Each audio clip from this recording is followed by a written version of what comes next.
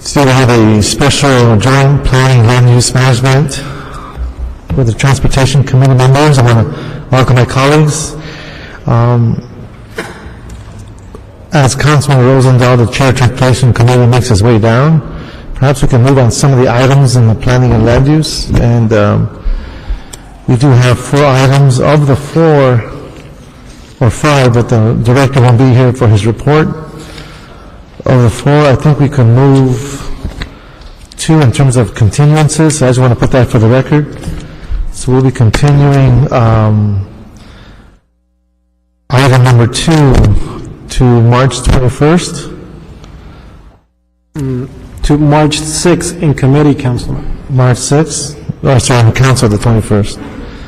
And we'll continue item 4 in plum to October 4th, and in council October 19th. So that'll be the action of this committee in regards to those 2 items. And Councilor Rosendahl has just walked in. And as soon as he sits down, we can begin introductions on this joint committee. Welcome, Councilmember. Thank you very much. So we have with us Councilmembers Carens, Krikorian, Councilman Parks, and Councilman Rizar. So we have a quorum for both committees. Again, this is in response to a motion that was put together by Councilmember Parks that addresses the need to respond to the Southern California Session of Government and SCAG's Transportation Regional Plan. And I believe the staff will be giving us a briefing. And so it is our opportunity to respond to this regional issue, making sure the priorities of the city are not overlooked, and that we are part of the dialogue as we continue in this regional discussion. Councilor Rosendahl, as Chair of Transportation, anything you'd like to add? Thank you very much. This is a great moment because once again, the key strategy is to implement plans. Plans are no good if they sit on a shelf. Plans are only valuable if they turn into implementations of different kind. And it's our job as a city to take the best and the brightest that comes out of SCAG and implement it in the city. It's SCAG's responsibility to put together master plans, help getting funding to put the plans together. But for me, the key is always in the implementation of something. So I look forward to the presentation. I look forward to our involvement here. Thank you. Any of my colleagues like to introductory remarks or observations? No, seeing none. Roberto, item number 1, let's read into the record and we can begin the presentation. Sure, council members, as you stated, this is a joint meeting of T Committee and Plum Committee. What's before you, it's a planning department and transportation department joint report to evaluate the impacts to the city in terms of land use and transportation in the proposed 2012 Regional Transportation Plan Sustainable Community Strategy. Great. Staff, come up to the mic. Please introduce yourselves.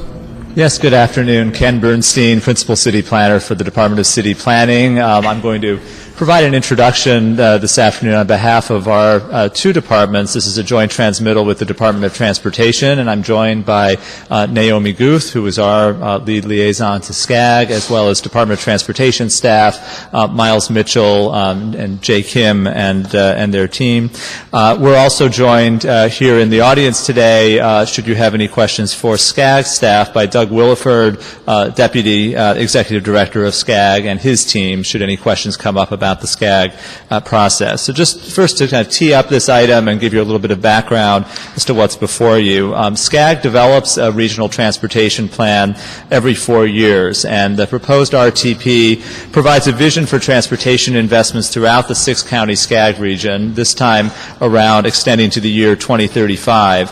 It uses growth forecasts and economic trends that project out over a 20-year period and identifies regional transportation strategies to address mobility needs. So why is this important for us? One of the key reasons, of course, is that transportation projects must be included in the RTP in order to qualify for federal and state funding. So this is a very critical exercise to keep us in line for these important transportation investments. And transportation activities in the RTP must conform to air quality goals, thereby showing that transportation activities in the RTP won't further cause additional air quality violations or worsen existing conditions. This time around, however, for the RTP, there is an additional component, which is with the passage of Senate Bill 375, which seeks to reduce greenhouse gas emissions from automobiles and light trucks. The RTP also must include what's called a Sustainable Communities Strategy, or SCS, as part of the 2012 RTP, and that provides a roadmap for how we will reduce greenhouse gas emissions and meet the targets of the California Air Resources Board. And we have targets that have been set at the state level at 8% reductions by 2020 and 13% reductions by 2035. And the SCS requires the integration of transportation and land use and housing and environmental planning as a way of meeting these targets, which is why it's so critical today to have our two committees, our Planning Committee and our Transportation Committee, looking at how we integrate transportation and land use. So our two departments, Planning and DOT, have been working with SCAG in the preparatory work toward the RTP and the SCS. Planning Department has been collaborating over the last 2 years to prepare population, household, and employment growth forecasts that will feed into the RTP process. Similarly, DOT is working with Metro to develop the list of transit and infrastructure projects that the city is planning to implement that would be incorporated into the RTP.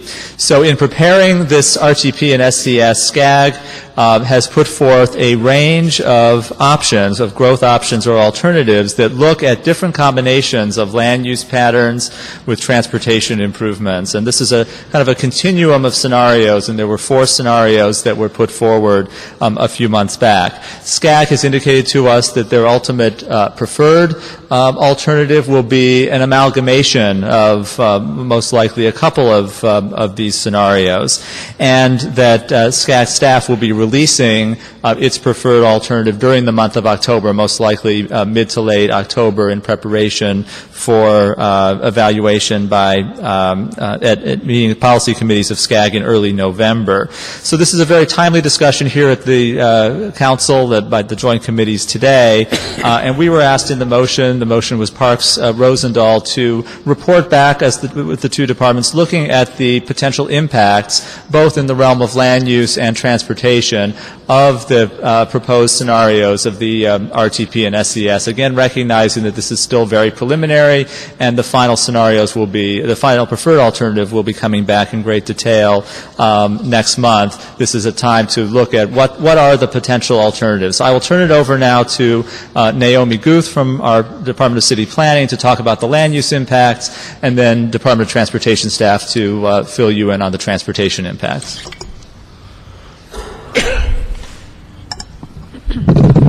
Good afternoon, Naomi Guth with the Department of City Planning.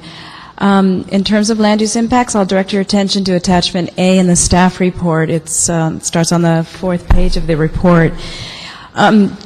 Generally, the continuum of land use patterns that SCAG laid out across 4 different scenarios, they're generally consistent with our land use policy in the general plan for the city.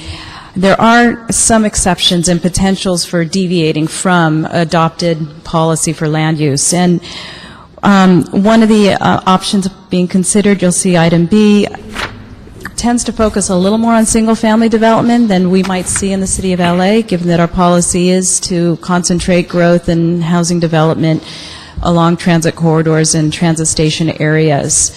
So we would look carefully to make sure that the direction best mirrors our policies. On the following page then, under F and G, there points to a possibility of growth possibly challenging the growth forecast for our region by 2035, perhaps concentrating more growth than what our policies might identify. We think that is generally consistent, but we would look closely to make sure that the projected growth doesn't exceed what our general plan shows capacity for. So that's a general summary of the possible impacts that we would be watching for as staff. I think I'll turn it over to DOT to highlight some of the transportation issues. Thank you. Good afternoon, members of the committee. I'm Miles Mitchell with LADOT. Appreciate you all being here for this joint meeting. And as Naomi indicated, I'm going to follow on. She discussed the impacts. Well, she discussed the impacts to land use. The document that we're really responding to had 10 strategies, and one of them was land use, and the other 9 related to transportation. And so we do recognize that these draft scenarios that we're responding to, as Ken Bernstein mentioned, there were 4 of them. They're a bit dated. They will soon be replaced by updated alternatives. The document actually was dated July 12th this year. And we understand that it's going to be changed, but it's all we really had to respond to, so that's why our comments are directed to that document.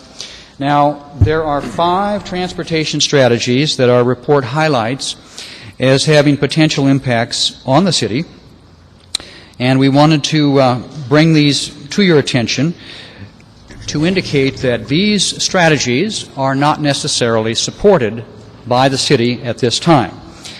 The first one is in the area of transit, and it reads in the report, phased implementation of 5% major arterials to have dedicated bus lanes. So this is about dedicated bus lanes. City staff understands that the city supports the concept of dedicated bus lanes. We have them on Main Street in Figueroa and downtown. We are planning a dedicated bus lane on Wilshire Boulevard. What concerned us here was the number 5%, frankly. That could be a very large number of arterials in the city that would have dedicated bus lanes. We wanted to just highlight that as being inconsistent with adopted city policy at this time. The second strategy that we wanted to highlight reads partial or full implementation of Lausanne South Strategic Plan.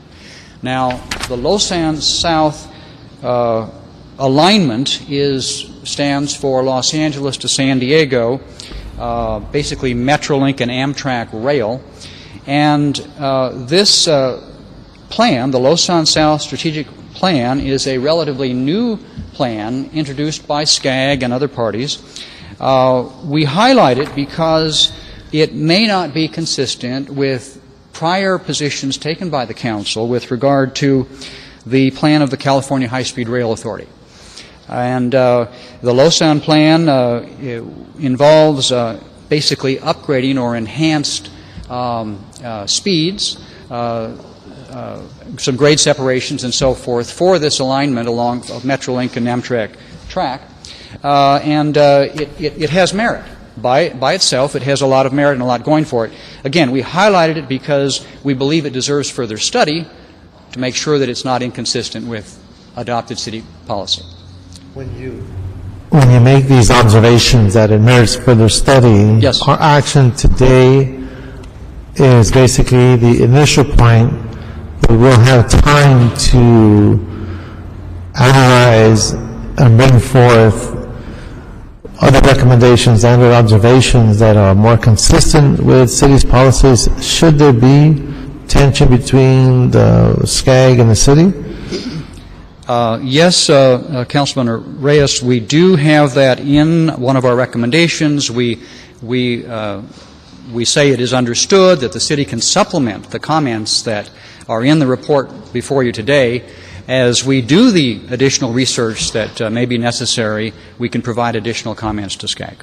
So I just want to make sure that my colleagues and I have that comfort margin of knowing that this is initial exposure to this discussion and that we'll be getting feedback from the public, we'll be getting feedback from our staff, and that we'll have more dialogue with SCAG. Would that be accurate? That is accurate. And in fact, city staff would hope that would occur.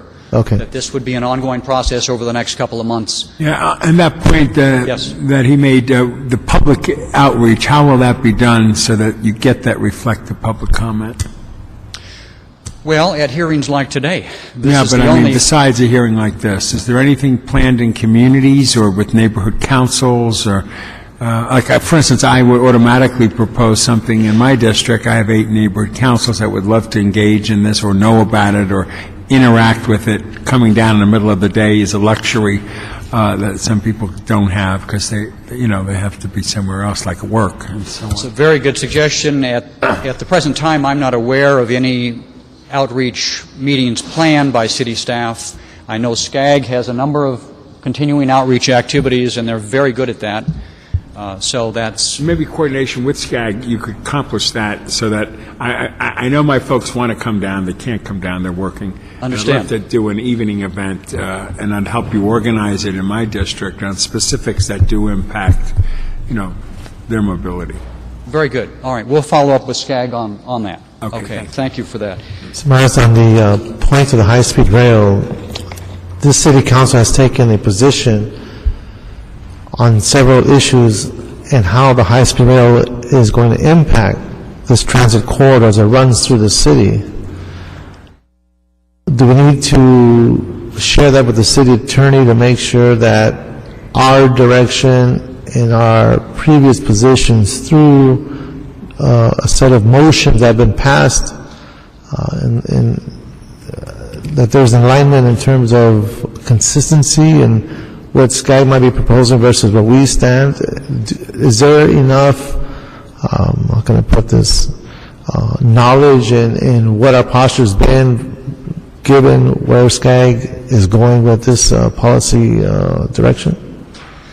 Well, I think that's an excellent suggestion, and I know that SCAG has developed rather specific documents with regard to the Lausanne South strategic plan, and we could ask our city attorney to compare those documents with adopted city positions with regard to high-speed rail to see if there's any issue there, any conflict, or what have you. Well, what concerns me are the ancillary issues as alignments are being defined and as the high-speed rail is being proposed.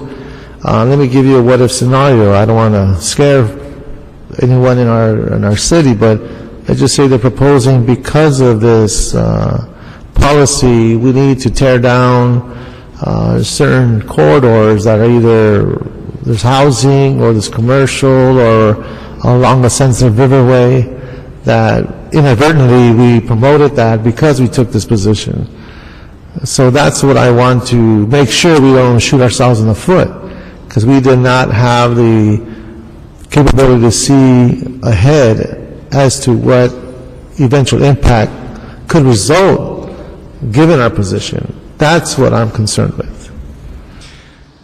Very good. We will do some further exploration on this Lausanne South Corridor plan and with regard to what you've just mentioned and impacts within the city and so forth. We'll take a look at that. There's a history here of at least 5 years of making sure the High-Speed Rail Authority understood the sensitivities of the city of Los Angeles as it enters the city and as it exits the city.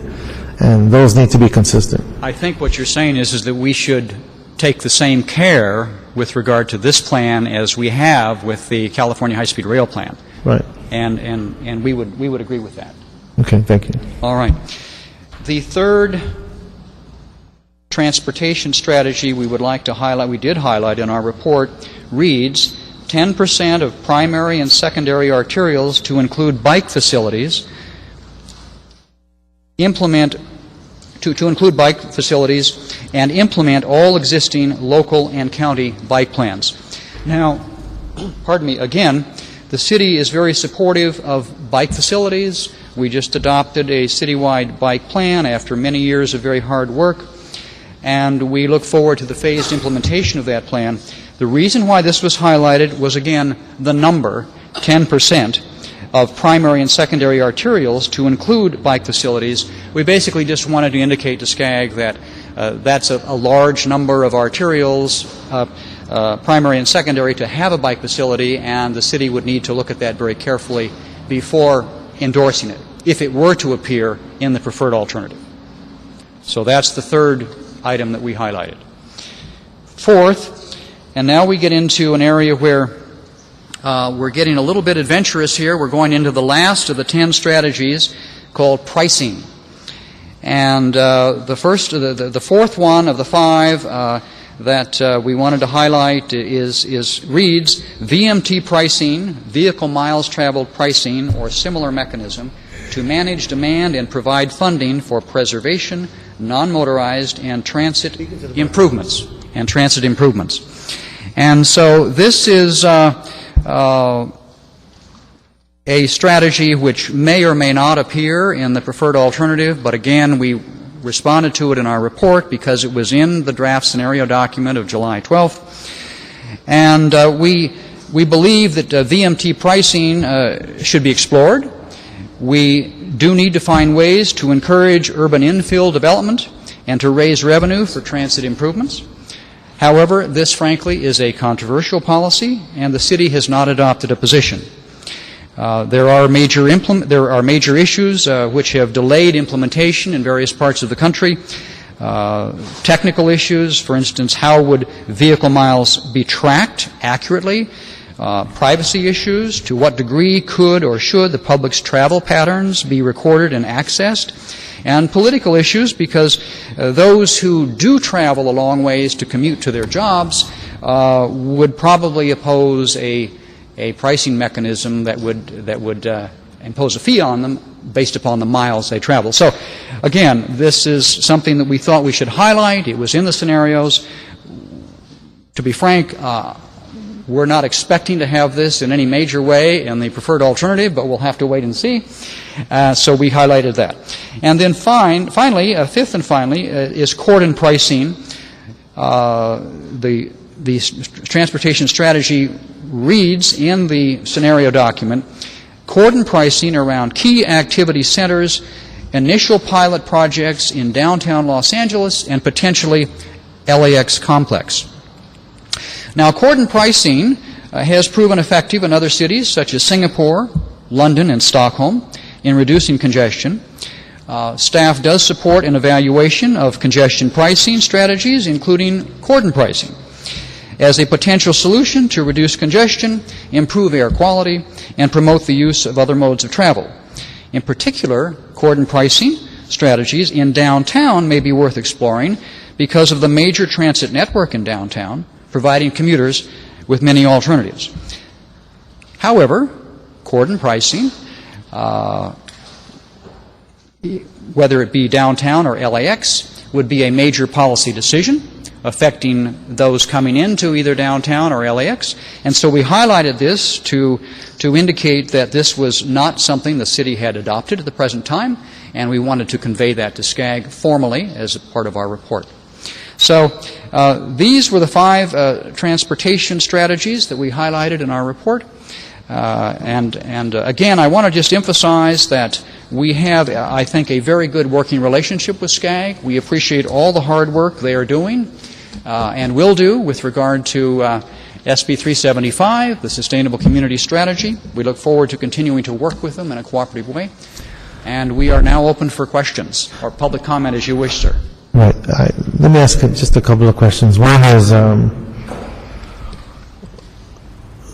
SCAG as a regional agency has to maintain a priority for the region, and that's an obvious statement. But if the city should not follow along, or there is no, we can't reach agreement as to consistency in policies, does the state of LA get penalized because it's not following certain policies and rules given the funding from the federal government? Well, at the present time, with regard to the Sustainable Community Strategy, it's not tied. Compliance with the SCS, as we call it, compliance with the SCS is not yet linked to either state or federal funding. It may be in the future, but right now there's no connection with regard to funding. However, the SCS, once adopted, city staff feels, at least in the Transportation Department, will acquire a kind of political momentum because it was adopted by the SCAG Regional Council. And with input from many, many stakeholders. So it needs to be, it's not just an academic exercise by any means. It needs to be taken very seriously, which is why we undertook the report that you have before you. Okay. Any questions from my colleagues on the presentation or issues raised? Councilman Parks? Can you push the Bernard? Right here. Oh, okay. Now You guys have high-class equipment here. We just have a string and 2 cans where I work. But I just want to make a couple comments. One of the things I think, and the reason that we got interested in this motion is that although many people believe that SCAG is advisory, in reality, it is the focal point of how you get your major transportation plans in place on their long-term plan. Without being in their long-term plan, there's no funding. And the thing that we've mentioned in council over and over is that we have 15 votes on the regional council, and often we're represented in the council by maybe 2, maybe 3 max.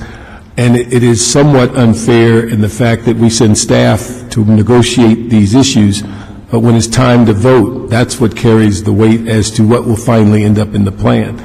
And in many instances, the outlying areas certainly have their interests, and they don't mind pushing things within our area. They don't mind keeping their single-family residential areas as pristine as possible.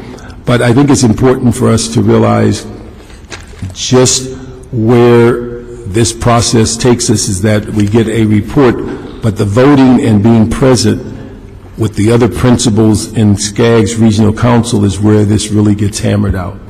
And I think it's important for us to look at these issues, and certainly the staff in the city does an outstanding job of bringing us reports, but they can only deliver them. They can't vote. They can't alter the opinion of other people.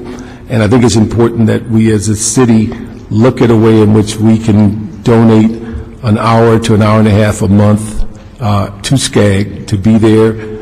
In fact, if you may recall, a few months ago, SCAG on its own volition went forward and as a body voted that the city of LA should sell its airport in Ontario.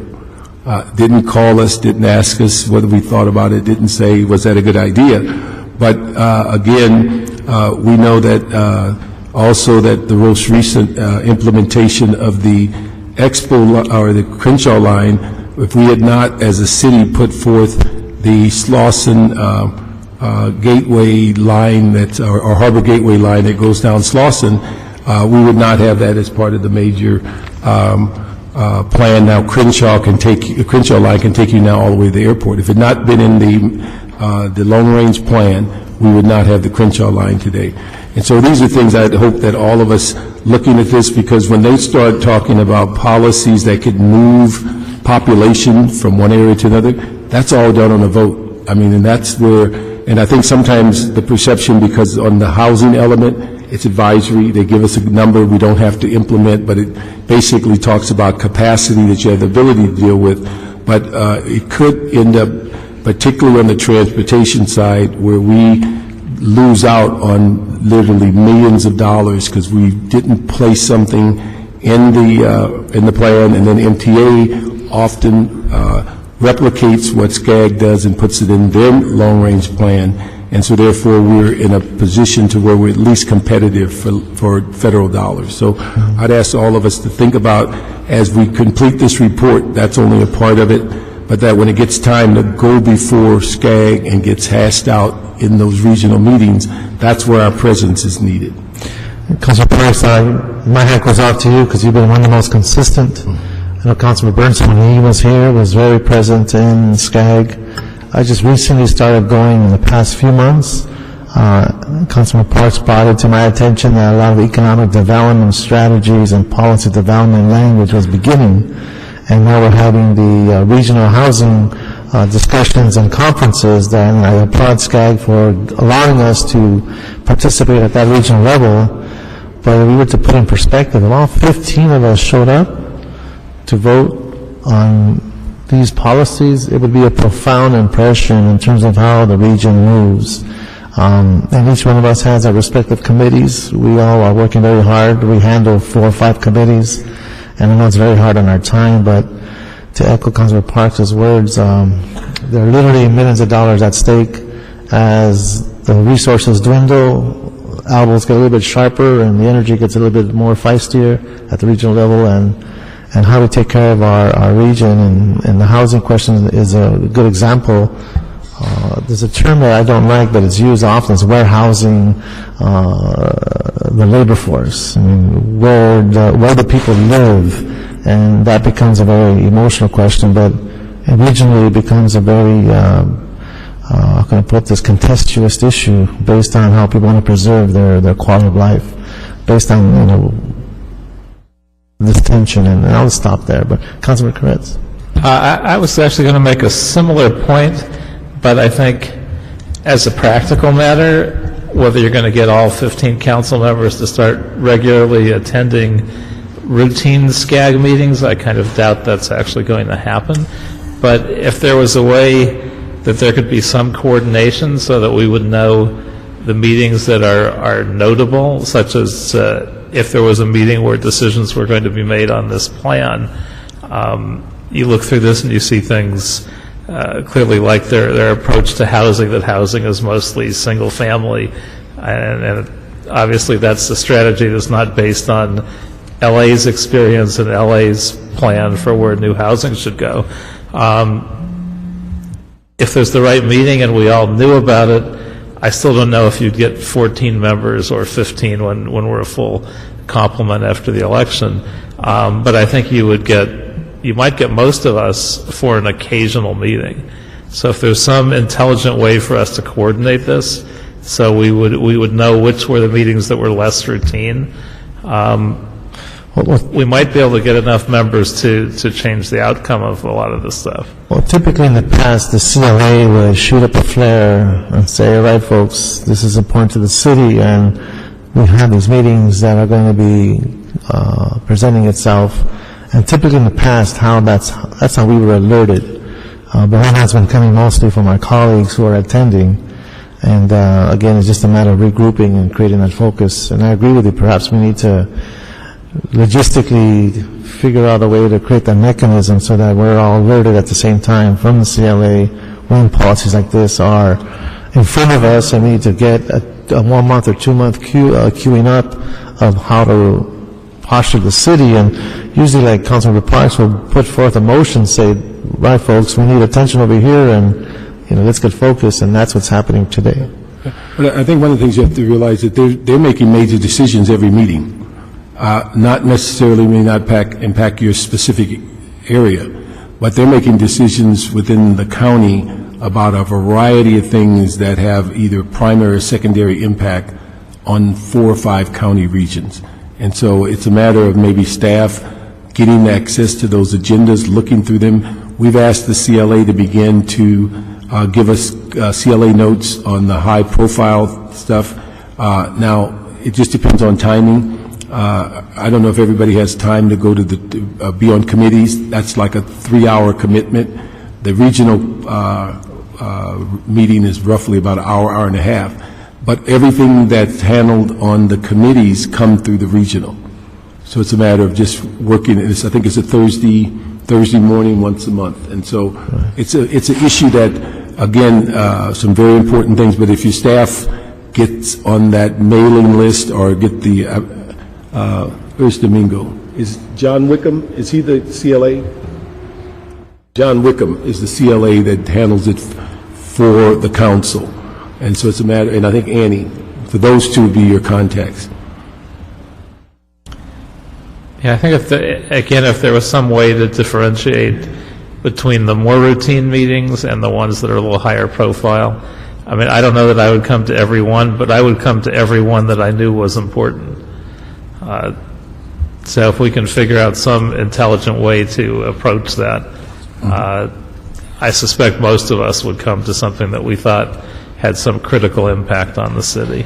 And I appreciate that, because again, I know how strained we are with our time and how we prioritize that. It'll be crucial, and perhaps working with SCAG and connecting with the CLA, we can find these triggers that allow us to get back in the loop. But it'll be a great sight, and it'll be a photo op moment to have 14 people, 15 of us there. It certainly would have an impact. Yes. Mary? Naomi with City Planning. I was just going to suggest perhaps a SCAG staff person could go through the timeline for this immediate round on the RTP. As Ken Bernstein highlighted, you will see in detail a proposal for the RTP at the November committee meetings at SCAG, and the process will continue through April, and perhaps if that would be helpful to your discussion today about the current project. Well, that would be my next. When we start the public comments, ask them if they can come up first, and then I was going to go to the public. But that's a great suggestion. So if you don't mind, let's move to, yes, Councilman. I just have a general question for our staff. This report will forecast our transportation and its impact on our land use and vice versa, but I'm surprised that there's very little mention of all the light rail that's being constructed by MTA and the impact that may have for future transportation and land use patterns. Any thoughts on that? Well, it's a very good question. We frankly limited our comments here to what was specifically listed in the draft scenarios of July 12, 2011, feeling that the report should be focused on those strategies and that our comments should be focused there. And we could certainly provide you additional comments in the future on what Metro is doing as an update or what have you. But this report was very focused and, if I may say so, quite detailed and extensive, we believe so. But it seems to be justifying the status quo in terms of our dependence on the automobile, and if we're building this mass rail system, and we rarely mention in this report, I think we're missing a huge opportunity to start providing more public transportation options. Hi, Jay Kim from DOT. Actually, those programmed and funded improvements like Measure R improvements, the light rail improvements, are actually in the baseline already. And I think moving forward... I'm sorry, what already? They're already in the baseline, the model. Already in the baseline, okay. And really what we're looking for is, are there additional transit expansion strategies that we can employ? Maybe first mile, last mile solutions, or expanding the bus service hours to make it more convenient, next bus information. So really they're taking beyond what's already programmed and looking into other areas of improving that transit service. So it's already been accounted for in the baseline. I see. Okay. And my other question is on the dedicated bus lanes. Seems that whenever we want to expand dedicated bus lanes in the city, there's a reason why we can't do it, and there's always a pushback. And it seems here that SCAG wants to go further than what the city has been doing, and we're pushing back on that. And I think that's the reason why we're bringing it to your attention, is that it's a complex issue. We have approached those proposals sort of one quarter at a time, and Metro staff has been directed to look at additional potential locations throughout the county. So it's not just focused on LA, but moving forward, all we're saying is that because of those pushback from the communities and other issues, we're just saying, we're bringing it to our attention, and we will have to work closely with the communities, with the council offices, and the technical staff to figure out where it would be most appropriate to put that 5%. And it seems that, at least from my perspective, I may be wrong, but that Metro is pushing the envelope and having more dedicated bus lanes, and it's the city who's kind of finding reasons not to do it. So, I would ask that, we kind of keep our minds open as we move forward on that path and making more... Yes, that's our intention, is to work collaboratively with Metro staff and look at those technical details and figure out a way, how do we accommodate, and where does it make sense? Where is it more appropriate to put those dedicated bus lanes? Okay. And I think that's the technical work will have to proceed, and we'll have to sort of figure out moving forward, again, where does it make sense? That would be the key. Thanks. Councilor, yes. I have a couple of quick questions. If you don't have answers, get back to us. There appears to be little reference to pedestrian issues in the non-motorized category. Why is that? Is there any oversight on our part or SCAG's? No, I think generally, it's kind of been lumped together to create walkable communities and to have transit-oriented development with, walkable communities, bikeable communities. So it's embedded in it, but it's not singled out because if you think about our entire exercise, what's before you is this is a huge modeling exercise. We have a lot of input dials, if you will, on land use and transportation issues. So if you move the dial on pedestrian improvements by itself, it's probably not going to necessarily move the needle in the direction to gain, say, the mobility improvements or options, or maybe considerably making a huge gain on the greenhouse gas emission by itself. So I think it's not called out in a singular fashion, but it is still embedded as part of that overall transit-oriented smart growth type of land use patterns that they are encouraging, and the city currently has a policy to also endorse and encourage. Two other questions. I do have 10, but I'll submit it through my staff later for other, but I'd like to hear the public too. What about safety? Safety seems to be absent from this report. How is SCAG incorporating the issues of safety into the overall SCS plan? Again, I'll let maybe SCAG elaborate a little bit, but because this is such a macroscopic effort on a 6-county wide region, and it's much highly granular type of exercise, in terms of big policy decisions like congestion pricing, parking issues, land use patterns. So I'm not too sure, the issue of safety, it definitely is part of it, but it's probably, probably hasn't been a particular thing that's been called out. Maybe I would just add to Jay's summary that it's our understanding that safety is a very big concern for this RTP, and it's being addressed through the development of performance measures and outcomes. So there will be a lot of outcomes related to safety that they'll seek through the various investments, and SCAG staff could clearly elaborate more on that if you desired today. Great, thank you. My third one then is the voters approved $40 billion of new transportation projects, obviously when we passed Measure R.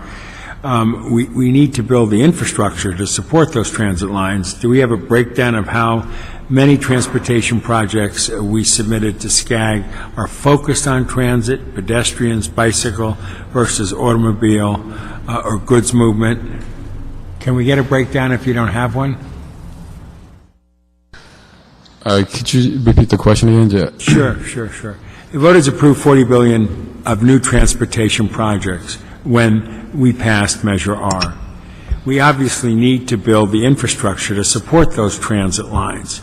Do we have a breakdown of how many transportation projects we submitted to SCAG are focused on transit, pedestrians, bicycle versus automobile or goods movement? If not, can we get a breakdown? Yes, we don't have it obviously with us, but there is a typical set of transportation improvements that cover all those various different strategies and options that help to support and leverage the Measure R improvements and investments that we'll be making. So we could put that list together for the committee members, and so that way you clearly have a breakdown of what the different categories of investment that we're also trying to leverage against. Okay, what we will do is we'll start public comments, so that way SCAG can, if you have questions and issues, we can address SCAG at the end to kind of bring it all together. So we'll ask the public comment first, and then SCAG will thank you for your patience. Then we can get all the exposure to all the issues that might be raised by public speakers. Now we can go through our questions with you at the end. So with that, I'd like to call up Ali Lieberman and Dan Zane. Good afternoon, sir. Thank you very much, Chairman Reyes, committee members. My name is Audie Lieberman, and I'm here on behalf of the American Lung Association in California. And I just want to touch briefly upon an issue that you haven't covered yet and give you yet another reason why it's so important to follow these SCAG proceedings and when the big votes are there to vote. And that has to do with the impact of global warming on public health. The SB 375, of course, is about creating a sustainable community strategy that will hopefully reduce global warming by reducing the miles we travel, by having better planning. What a lot of people don't know is that global warming doesn't just affect sea level rise and crops and weather patterns, but global warming itself, as those temperatures increases ozone formation on the ground and has a very pronounced impact on lung disease, particularly asthma in children. And that's why a very wide coalition of doctors and patients and health organizations are concerned about this issue. So in being involved in this issue, it's not only an opportunity to provide good planning for the region, but can really provide a huge benefit to the children and elderly in this region who suffer most from air pollution and from global warming. And in particular, just ask that you continue to follow this issue and help us in our efforts as we try to look at what the health impacts of the different scenarios are. There are huge amounts of dollar savings based on how much you can reduce emissions, how much you can reduce climate change, and we will continue to work with you and your committee and your staff on those issues. Thank you very much for your attention. Thank you, Stephen. Next, Denny Zane. We'll have Jimmy Question. Good afternoon, sir. Council members, I'm Denny Zane with Move LA. Pleasure to be here. I want to reflect back on September 2008 as we were all watching then President Bush and candidate soon-to-be President Obama on television grappling with an economic collapse. Out of that travail has come perhaps our greatest opportunity as a community, because in September 08, SB 375 was adopted. In November 08, Measure R was adopted. From this discussion came proposals for what we call the 3010 plan, and you may not have heard this yet, but recently the House Republican leadership has given the okay for the House version of the transportation bill to be as robust as Senator Boxer's version on the Senate side. What that means for us is our proposals for 3010 are likely to, in fact, be adopted into federal law. That's an enormous opportunity for us to accelerate the expansion of our transit system, and with it to accelerate the opportunities for transit-oriented development, opportunities for affordable housing, and bike and pedestrian investments. Nowhere is that opportunity greater than in this downtown, because all of this system will converge into this downtown at Union Station. You have, and you will have, as leaders, perhaps the most significant opportunity any leader will have had to transform this community in our lifetime. I want to encourage you to work with SCAG on measures to encourage that kind of transit-oriented development, not only here and not only on Measure R projects, but elsewhere in the region as well. I think SCAG's call for new transit funding is a very important call for you to join. Its call to encourage housing in urban TOD zones in other parts of the region is very important. And the newest opportunity, the big new opportunity you should join, is the expansion of the Metrolink system throughout the region. That's the next big opportunity. If we do that, as well as Measure R and downtown, it will be amazing. Thank you, sir. Thank you very much. Jimmy Question, then Larry Norton. Jim McQuiston. We've heard that we're going to support our Save Single-Family Houses. I come from a region where after 20 years our single-family houses were officially declared not single-family houses. I think Mr. Parks, Mr. Huizar, Mr. Reyes also have the same problem. In other words, we're promoting segregation, and we're maintaining segregation because we say, look, where it's dense, that's where we had the they live, and let's make our urban areas where they live and not where we live. You can go out to the valley and you can go 3 miles down Victory Boulevard and not see anything but single-family houses. It's impossible to walk anywhere there. We have to think Those houses were built 50 years ago. Ours only lasted 20 years before we were converted. So we cannot say that Los Angeles is doing a very good job at desegregating. And these outlying communities, those people are desegregated because they had no other place to live. And so maybe we have to listen to SCAG very carefully. But I do want to say that every day I go out in the middle of the day making calls, and the freeways are jammed. It's not just commuting. And what we're concentrating on here is transit-oriented stuff for commuters. That's not really the problem anymore. It's trying to keep business going, and we have to figure out how we can keep business closer to where we live. And we cannot do that if the business people do not want to live in multiple family housing. So we have to figure out a different way. That's my message today. Thank you, Mr. McQuiston. Haley Horton, and then Sandy Sanchez.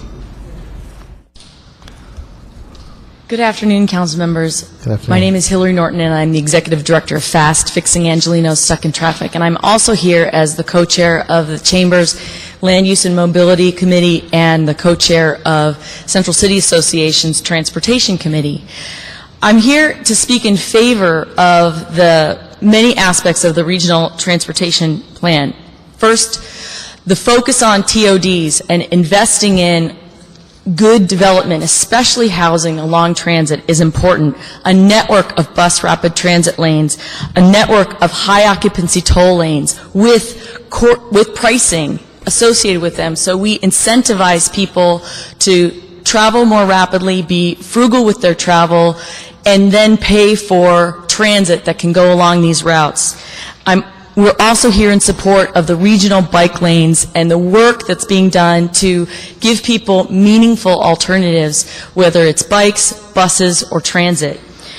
I'm also here because as a member of SCAG's, the Congestion Pricing Committee, and part of the RAND study, we support congestion pricing. The one thing I need to speak to you about today, though, as elected officials for the City of Los Angeles, is that cordon congestion pricing in just 2 areas of this entire region need to be studied by both the city and by SCAG. We support cordon congestion pricing as an opportunity to raise funds and to have it be spent appropriately to support transportation throughout this region. However, downtown LA and LAX aren't the only congested areas of our region. And there are some concerns about picking winner and loser economic areas at a time when our economy is so stressed. So because this is an opportunity for everybody to study and have good conversations, I'm coming to speak to you to say that cordon congestion pricing should be studied in areas not just downtown, not just LAX, but throughout the region in areas that are most congested. Thank you, Ms. Horton. Thank you very much. Sandy Sanchez, Jessica Noonan, I believe, and Lena Stepik. Good afternoon, ma'am. Good afternoon, Councilman Reyes, members of the council. I'm Sandy Sanchez, the Government Affairs Director for the Building Industry Association of Southern California, Los Angeles Ventura Chapter. On behalf of the members that make up the BIA, thank you for the opportunity to comment on the report prepared by the Department of Transportation and City Planning.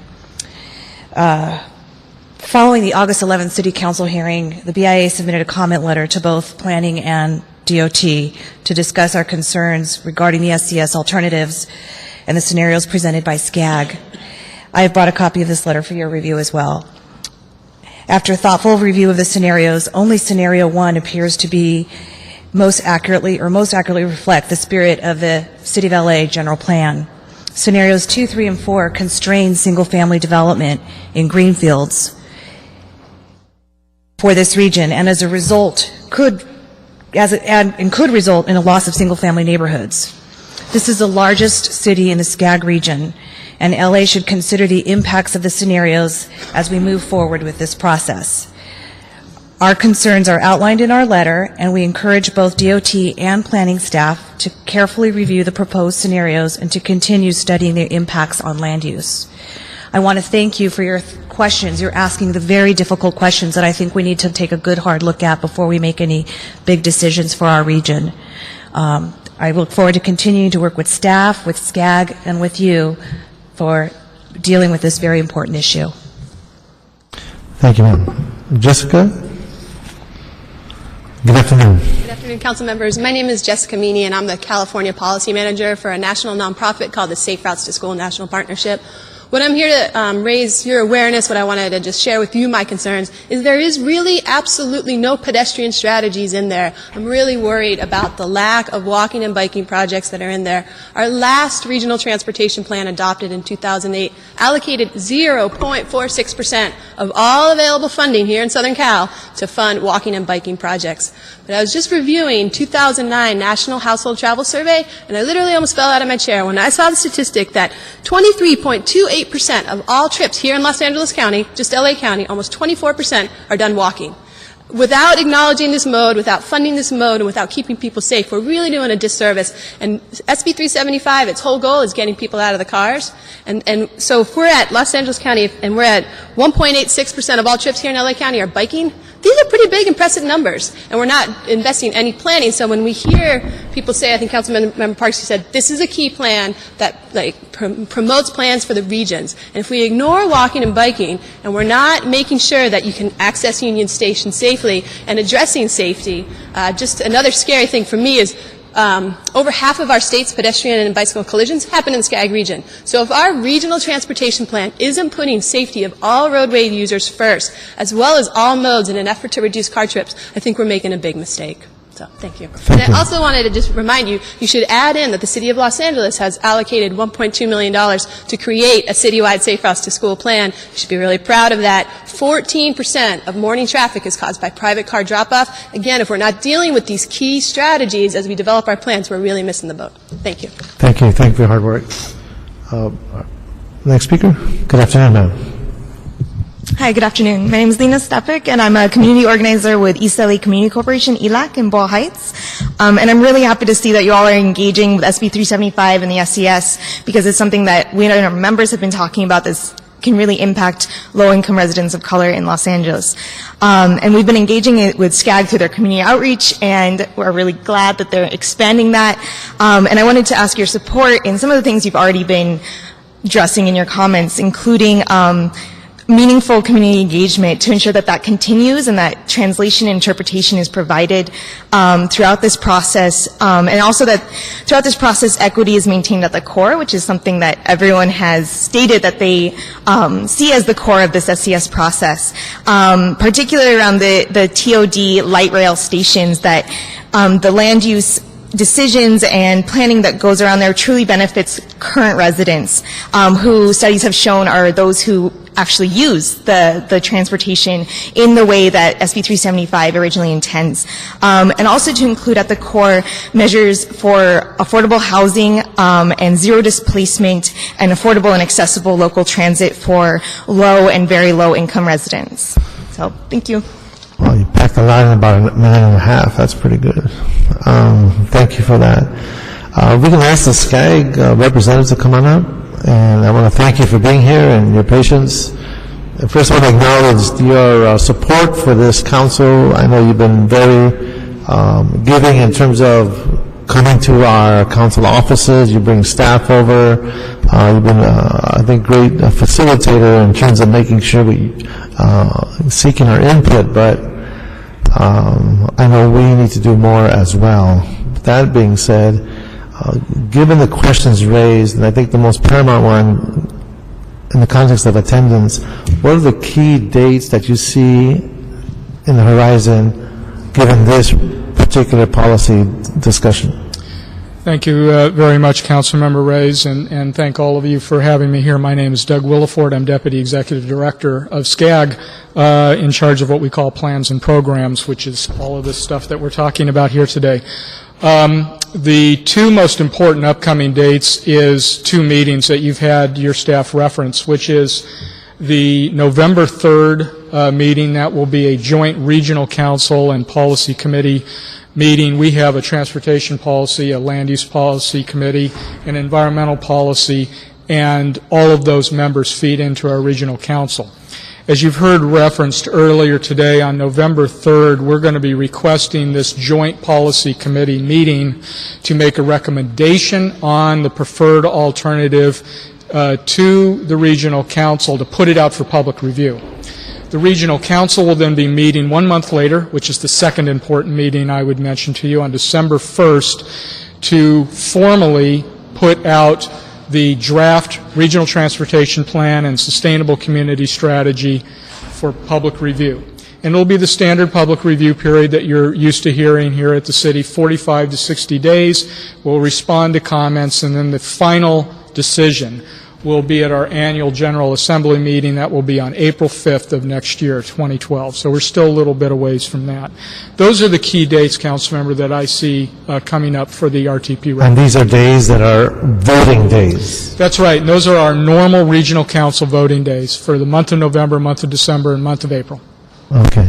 Thank you. And given the concerns that we've stated, and I use one as an example, on the high-speed rail, when there's a specific technology and or approach to building it, and the give and take is if we adopt a certain approach, does it mean that we're giving the green light to tear into residential neighborhoods, to go along sensitive areas along the Los Angeles River, issues that we brought up in the past 10 years and put into writing the past 5 years?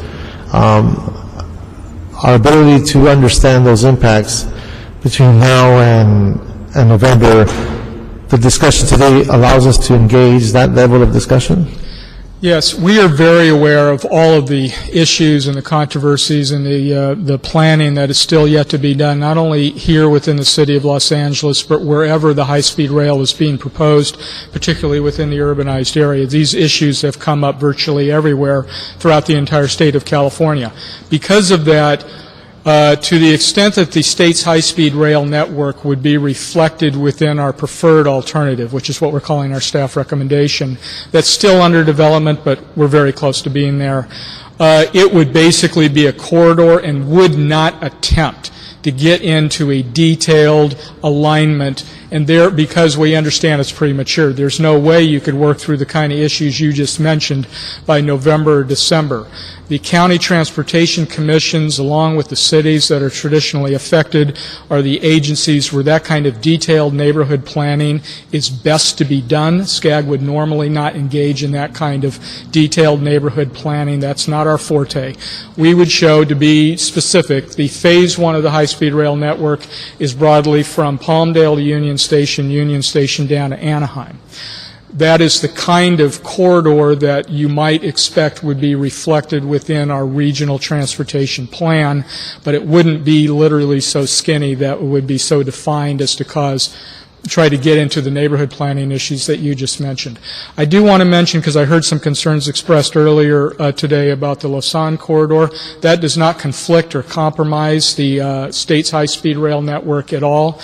That is an idea that we have had, and we're talking to our partners in San Diego, as well as Orange County, Los Angeles County, OCTA and Metro, and many other stakeholders. That coastal route, and it comes up to Burbank and then goes back out to Ventura, just so you're clear, that is an idea to improve the existing rails that are already there, to make them available for faster trains, not the full 250 mile an hour that we hear about the high speed, but more that you would hear about with Acela back east, where they go 125, 135, an interim step that we think could be done relatively inexpensively, relatively efficiently, but really help our region and even San Diego. So I just wanted to be clear about that. The state high-speed rail network is a separate issue, and to the extent that we portray it, it would be relatively corridor general. Colleagues, any questions? Council members? Okay. Let me just ask one. Yes, Councilor. On all of those meetings, they will all be in downtown, or have they been scheduled? Our next round of outreach meetings, obviously other than the meetings we have at SCAG itself that I just outlined, will be scheduled for the month of January. We are obligated, and want to do anyways, 12 outreach meetings where we are specifically doing outreach to elected officials in our 6 counties, so 2 per county. We expect to do all 12 of those meetings in the month of January. Those are then followed up by actual sub-regional public hearings. So we'll absolutely be having, I would guess in the month of February or very early March, public hearings here in Los Angeles area as well as the rest of the SCAG region. Those are then followed up by public hearings at our own policy committee in March, finally followed up by the final regional council public hearing in April. So we have almost a continuous flow of outreach and public meetings between the month of January and April when a final decision is made. Thank you. Okay. I'd like to thank you, first of all, for what you guys do. It's difficult for me to give you the time and energy I should. I sit with a group we call the West Side COG, Beverly Hills, West Hollywood, Santa Monica, Culver City, yes, LA County, and myself. But the reality is I have committee meetings Mondays, council meetings Tuesday, Wednesdays, and Fridays. And so Thursday I like to spend in the district meeting with my constituents. And we have full plates, each of us. It's not something that I can avoid, the things I need to do there. So it's difficult to interface with SCAG at the level I would like to interface. I'm not like a small town that has, the opportunities to mix and mingle. I unfortunately have 300,000, day-to-day almost, responsibilities in lots of levels. So it's always a problem for me, though I appreciate that we must consider ourselves a region of 20 million people, in my opinion, always from Santa Barbara to San Diego. It's one big megalopolis. And one of the issues I fought strongly on was regionalization of the airports. And I finally realized the only way Ontario is going to make it is if LAX modernizes, and then the airlines don't just land there at LAX because it's the cheapest and don't care how long it takes you to get to the gate. So there's lots of economic considerations in making regionalism work, which it must work. That is the only way the future can happen. I just would appreciate some suggestions sometimes from SCAG of the most meetings that I should be at that are as critical as Mr. Parks and my colleague is saying here. Do you have any thoughts on how we can engage? I just can't walk in the room. No, I completely understand. I was listening to the discussion. I think along with the 3 meetings I just mentioned, for the next 6-8 months, those 3 meetings are it. November 3rd, December 1st, April 5th. Those are the big 3. Beyond that time frame, once we're done with the RTP and SCS, I think there's probably a better job that we can do to alert Naomi and Miles and other representatives from the City of Los Angeles that are often over at the SCAG offices and providing us information about what we would think would be key meetings for the City of Los Angeles to be at. We'd be more than happy to do that. Great, thank you. Well, thank you, Doug. And I see no other questions or comments.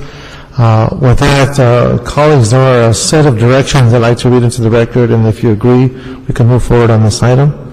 Chair, could I make one more brief statement on a separate item? Sorry to spend a few more minutes up here, only because I heard it mentioned several times. It's the issue of land use, and we're aware of the BIA letter, and we meet with the BIA a lot. In fact, I was with them yesterday, and I'll be with them tomorrow. There's been a lot of discussion, and we've seen this maybe in some past regional plans about the idea of doing a wholesale large shift of planned residential from the Inland Empire out to the coast. That would affect the City of Los Angeles, the rest of the county, the rest of Orange County. I can tell all of these group of elected officials from the city today that our preferred alternative will not be proposing that. Our preferred alternative is based on a promise made by Hassan Ikrad, our executive director, 2 years ago, and we haven't changed one iota. Our land use is based solely on local input from all 197 jurisdictions. We've got 6 counties, 191 cities. Obviously, the biggest is right here. We continue to appreciate the city's leadership.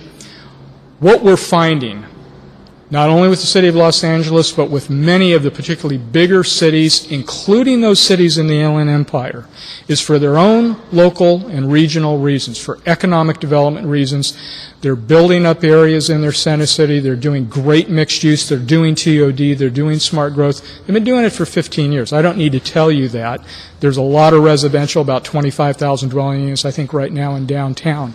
That kind of progressive planning that we're being able to capture in a detailed level for the first time in this RTP is what's going to be in our RTP. We are not going to arbitrarily remove, 200,000 dwelling units from San Bernardino and Riverside and put them in LA and Orange County. That is not going to happen.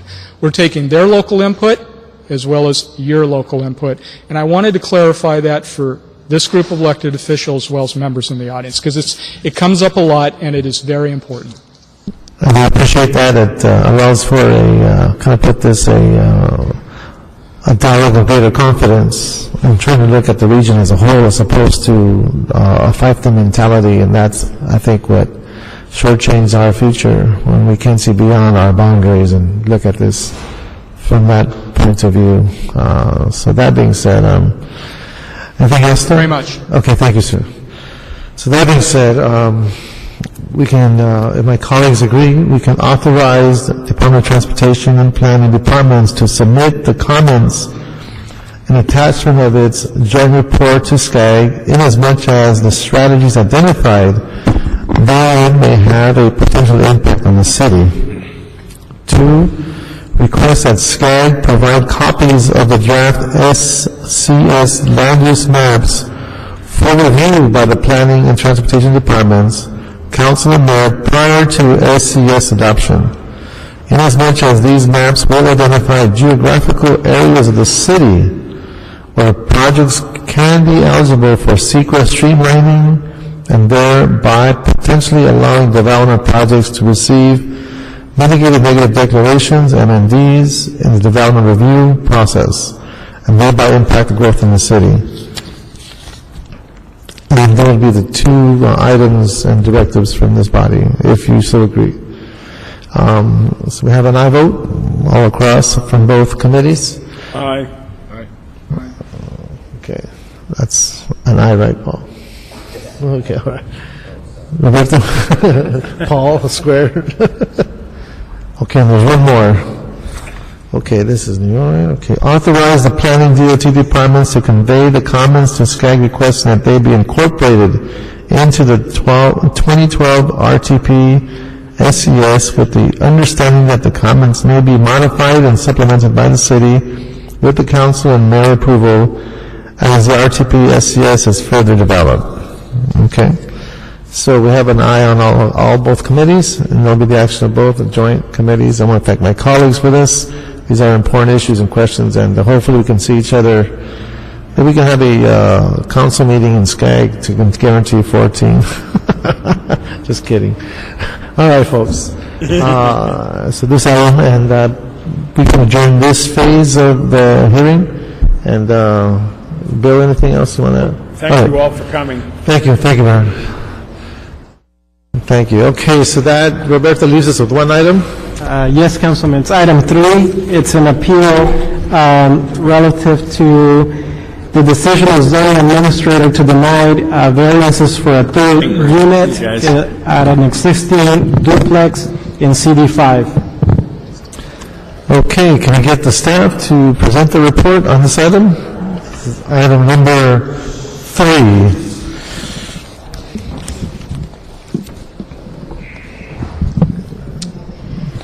Good afternoon. This is Sue Cheng in the City Planning Department. This item number 3 is the case that was denied by the zoning administrator and by the central APC. The subject application is to allow the third dwelling unit on the subject property in R1 zone. The subject property is presently zoned for R1 and is currently improved with a duplex unit in the front portion of the property and additional dwelling unit in the rear that is connected to existing 4-car garage. So the site has a total of 3 dwelling units. I believe the applicant purchased this property in January 2006. In 2008, the applicant was cited by the housing department for illegal conversion of recreation room to the 3rd dwelling units in the rear, and also there is some outstanding order to comply for the maintenance issues on the subject property. This application has 2 entitlement components. One is a variance that is to allow the 3rd dwelling units on the site.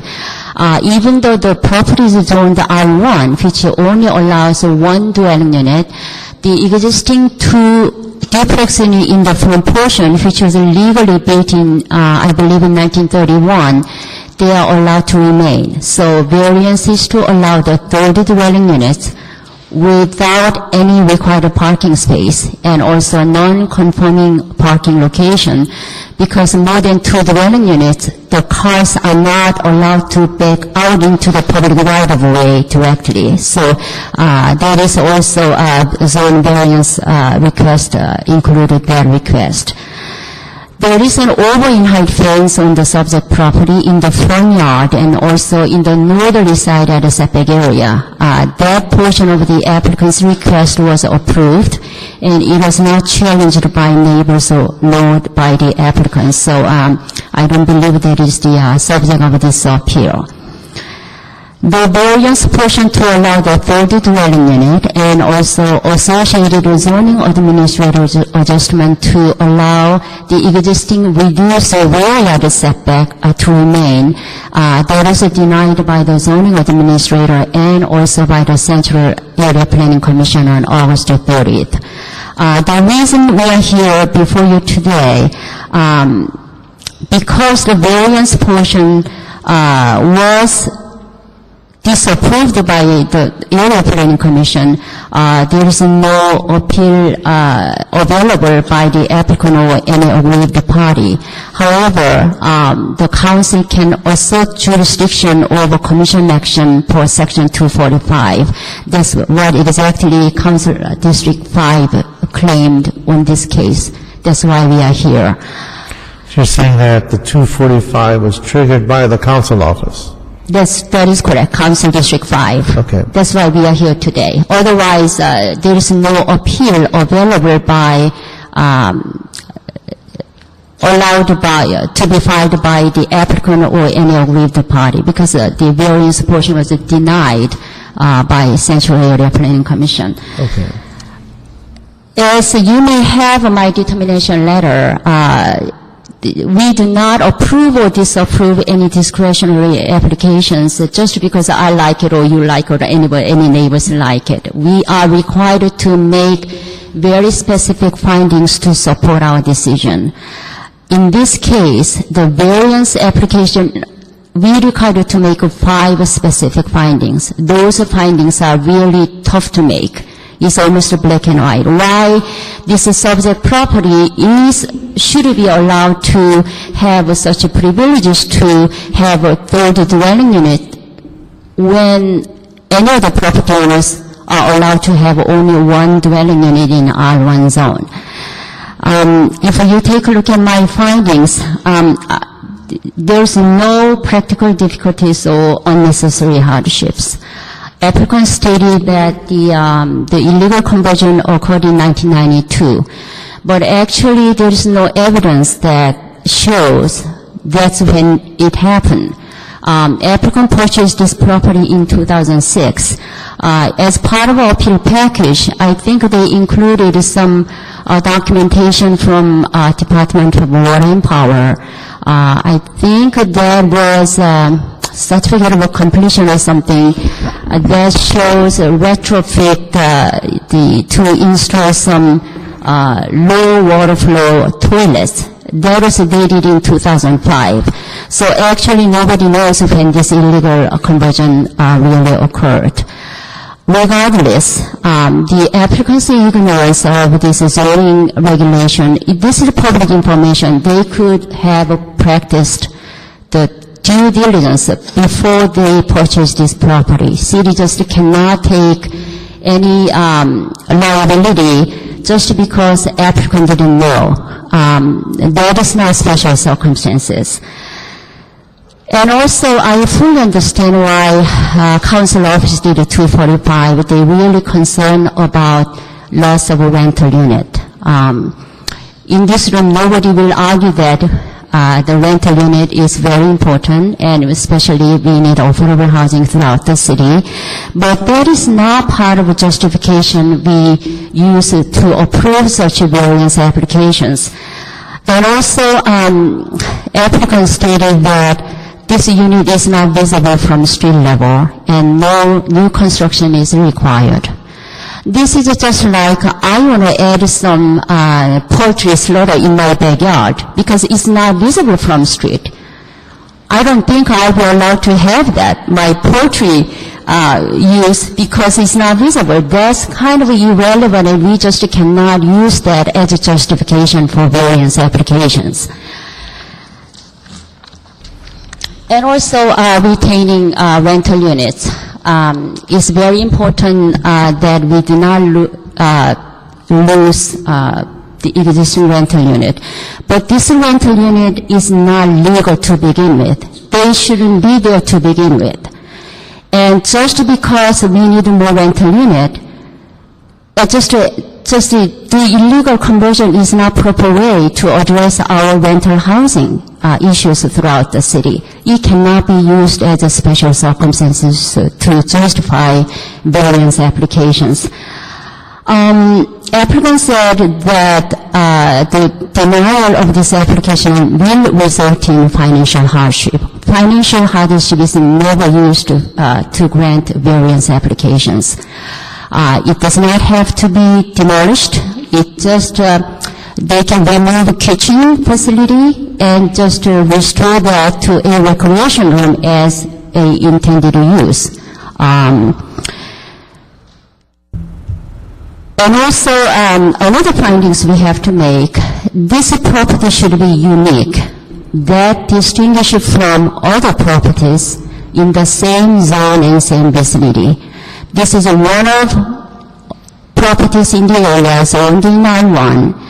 And applicant stated that this is a larger unit than others in the area. They have about 700 square feet of more lot area than the neighboring properties. But the R1 zone only allows one dwelling unit, regardless of the lot size. And in fact, actually, the corner lot diagonally across the street from this subject location, and also, I believe 2 blocks east from this location, that is also corner lot. They also have almost the same lot area. They only have one single family dwelling.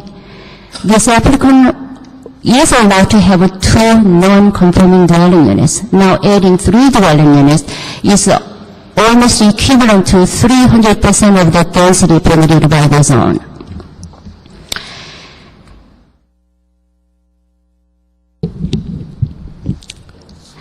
And also I look all of the properties whether to find out whether or not city approved any variance application similar to this one to allow more density than the density permitted by the zone. There is nothing in this area.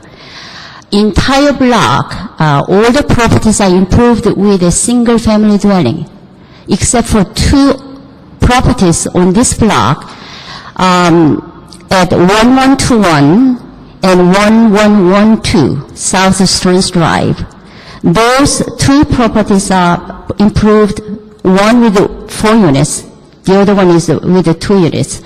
But those are all legal non-conforming. They were legally built in 1920s prior to our zoning regulation that we had in the 1940s. It's a grandfathered in. Right. And also, applicant stated that within 1,000 foot radius, 3 unit buildings and 6 4-unit buildings. No address has been provided. No information has been provided as to the zoning of those properties. Yes, there might be some multiple dwelling units in this area, But those units might be legal non-conforming or illegal units, just like this applicant has. So I just could not research to support whether or not those units are legal units. Also, there are misstatements in this appeal. The applicant stated that there are 4 units at 4 different locations on Point View Street. I researched all of them. Those units are not 4 units. The building permit record shows that they only have 2 units at 1112, 1118, 1122, 1127, South Point View Street. Those who are allowed to have 2 units, they were also legal non-conforming units. They were all built in 1929 and in the 1930s. And also, applicant mentioned that there are multiple units on Crescent Heights and High Point streets. Yes, there are some 3-unit buildings, but those are also legal non-conforming units. They were built with the required building permits. I may not really go into extensive the findings that will argue that applicant's statement in the appeal package may not be correct. They reference to one case that was approved in Silver Lake Eco Park in year 2002. Every discretionary applications are approved on their own merits. The similarities might be there, but situation is different. That particular case, they had required parking on site, and also the third dwelling unit on that particular property in Silver Lake Eco Park, it was granted for be used for mother-in-law for the applicant. And also they are miles away from this location. In fact, my own, by myself, I denied similar various application within same Willishore Community Plan area. It's a strictly same situation. That particular property owner converted, I believe, this storage space to the third dwelling unit. Application was denied, and they could not have a third dwelling unit in R1. Applicant also stated that there is another property within 2 blocks from this location at 1126 South High Point Street and 1124 and 1126. Actually, that is not zoned R1. That's zoned R2. The subject property is zoned R1. So we just cannot compare from R1 zoned property to R2 zoned property. It is not true that they were allowed to have the third dwelling unit. Because of the various findings is tough to make, they are ready to convert that third dwelling unit they had to a recreation room. They had required parking on site. So there is no variance approved for that particular property at 1124 and 1126 South High Point Street. Are you saying the recreation room is also illegal? I cannot hear you. What? Are you saying that the recreation room is also illegal because of the lack of parking? Did I hear you correctly? Recreation room on the subject property? No, they had a permit for recreation room in 1992. So if they convert the third dwelling unit to a recreation room, which was intended use, that was permitted in 1992, they are legal. The issue here is that recreation room was converted to the third dwelling unit, right, resulting in total of 3 units on the subject property. Right. Now, these 2 units on the subject property in the front portion, they are legal non-conforming. They are allowed to remain. So adding 3 units is almost 300%. All of the neighbors are allowed to have only 1 unit. And in fact, the city recently passed a baseline mentionization ordinance that allows maximum 50% of lot area for habitable space. The existing duplexes are more than 4,000 square feet of floor area. The subject rental, the third dwelling unit in the rear is 709 square feet. So total adding those two is equivalent to 69%. And they also have a 4-car garage, which is 635 square feet. That adds up to 78% of the floor area. Well, if we do not count the parking garage as a floor area, then it's less than 78%. But my point is that this property is really densely developed.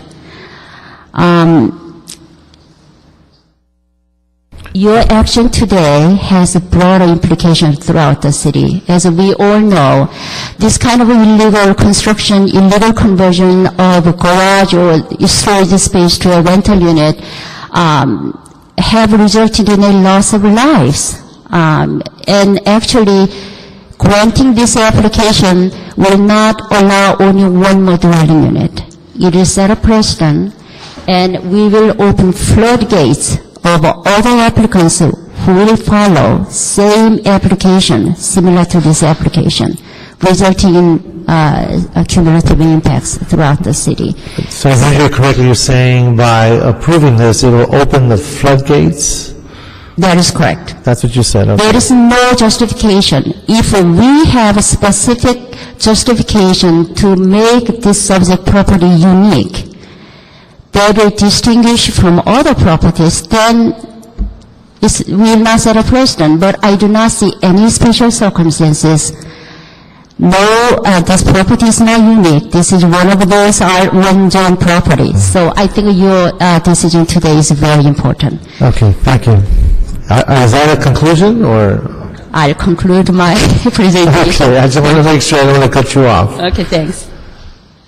All right, this is a little different in my 10 years here. So my understanding, since it was 2:45 by the council office, I'll call the council office first and then go to the public speaking cards so that we can understand the rationale and the position of the council office for this action, and then we'll go to the applicant.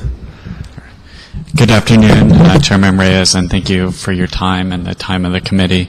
The reason Councilman Corrett's 245 this item has to do with sort of a fundamental disagreement with staff, while we really respect all the time and effort they put into this, about what we do with not only this unit, but the issue of what we do with housing that exists that may or may not have permits. In this case, we have a unit that doesn't have proper building permits, although the city was somewhat complicit in giving DWP approval for a separate meter and complicit in the period of time that it didn't enforce it. But we're not here to tell you that it wasn't an illegal unit. When it was converted in the past, that was an illegal conversion. The question really is, what do we do with that? Do we take a unit off the rental market? Do we have a net loss of rental housing? And do we evict the tenant and dramatically change their life? Or do we come to some accommodation for a unique property and a unique set of circumstances?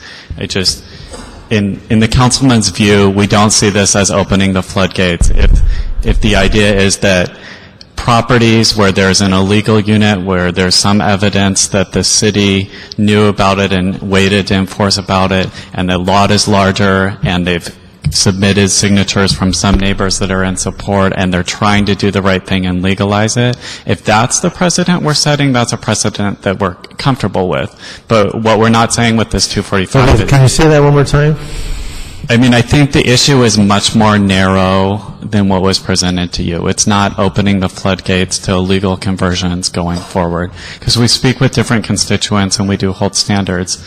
But if we're setting any precedent, it's that if you have a lot that's larger than the average lot, if you have a unit that was converted by a past owner and it has existed for a number of years, if you have evidence that the city on the one hand didn't approve it, but on the other hand another city agency did approve it, if you're trying to do the right thing and just preserve the unit to be available for tenants, then that is something that we're comfortable with, and that's the policy statement that my councilman is my boss is asking that you make. I think we have a lot of disagreements within our districts and between council members about how we're going to grow this city and where the growth is going to go.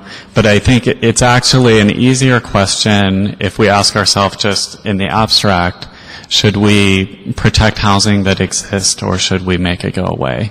That we believe the applicant, the findings they submitted to the file, we believe that this is narrow enough that this is not going to create some type of floodgate situation. And in fact, there have been cases, it's rare to approve these cases, but these cases have been approved and it hasn't created any kind of floodgate situation. And if a constituent were to come to us and say, I personally converted my garage and now I want to legalize it, the answer would be no. But there are these units out there, and what we do with these units that have existed for over a decade and provide real housing is not an easy question to answer. And in the view of my council member, in this particular case, the findings can be made, and the humane thing is to legalize this unit.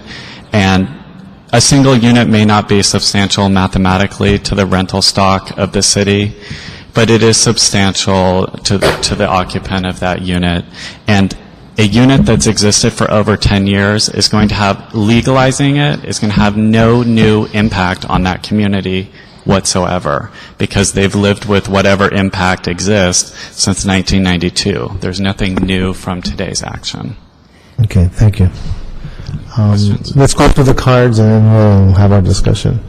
Next speaker will be Todd Elliott, who's the applicant.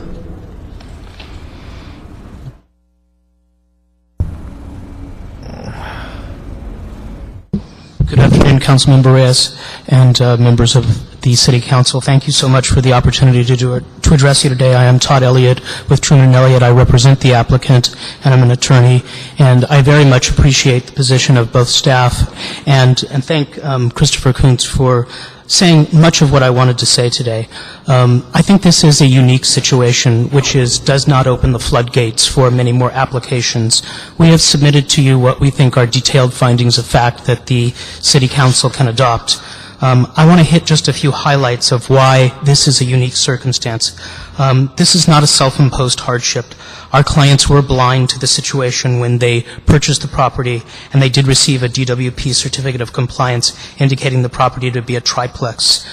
This type of legalization has been made in rare circumstances elsewhere in the city, and we believe it is appropriate here. This has the locations where this was approved in the past? Yes, the East Area Planning Commission approved a 2002 decision.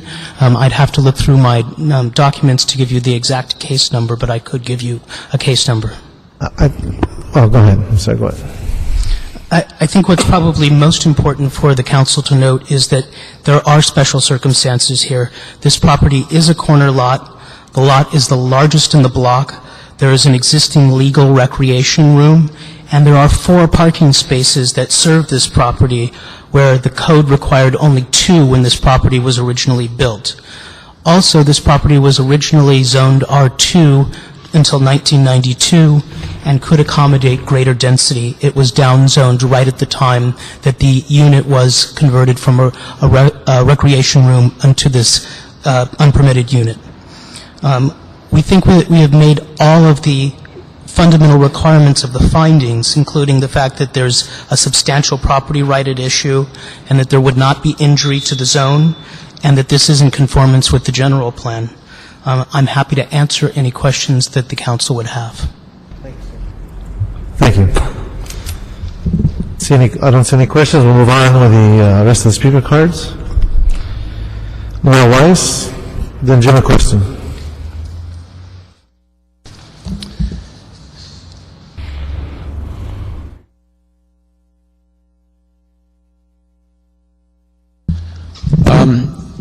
Council members, there was just a case that published opinion that came down from the Court of Appeal, West Chandler Boulevard versus City of Los Angeles. I'm handing that case to you.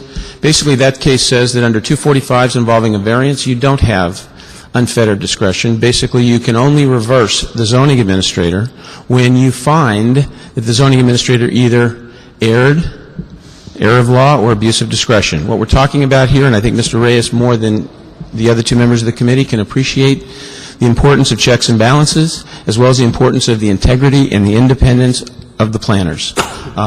This is planning, the zoning code, planning code, it's not a Chinese menu. We're not in a situation where people can pick and choose. And just because somebody has some special access to the council member, they somehow get special prerogative, special privileges. The zoning administrator was correct. This is a self-imposed hardship. There are no facts that indicate in any way, shape, or form that the zoning administrator either erred or abused her discretion. Now, under your laws, you can change those laws, Mr. Reyes, but until you do, they are the law. And this Court of Appeal basically has said to this council that you cannot just simply, on the whim, on the caprice, on basically conclusionary findings that somehow support the political interests or the special interests of the council member, reverse what your zoning department did. This is important for the independence of the zoning process. It's also important for the integrity of the zoning process and for predictability in terms of people have a right to expect that things aren't going to change basically because somebody knows somebody in city government basically can move things around. In addition, the planning department didn't indicate this, nor did the housing. And by the way, this started as an ACE. This started as a code enforcement situation. And here we have Mr. Koretz, the champion of ACE, now coming in saying, okay, let's right out the box, let's make some exceptions. Kind of interesting, kind of, shall we say, inconsistent, to be generous. But these tenants, they're entitled to relocation fees. That fact also has to be in, and that's a mitigating factor, which also needs to be... Thank you, Mr. Reyes. Thank you, Mr. Reyes. Do you have a question? The math is Chasnanan? Jim, a question. I'll be very short because I have to leave. You have my statement. It's very, very direct. I don't want to impugn anybody, but I do want to say we've got to tighten up on these things. And APC tightened up in this case. Mr. Koretz had 3 different ones just within the last month of this kind where he's trying to put in extra people into the zoning. And finally, the CAPC has said, nope, enough. We got to obey the law.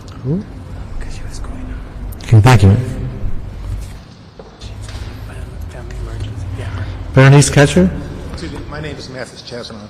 Yes, if you don't mind, sir, can I... You called me. No, go ahead, and then I have Bernice afterwards. Go ahead. Mr. Oliver? Go ahead, sir. Go ahead. Okay, sure, sorry.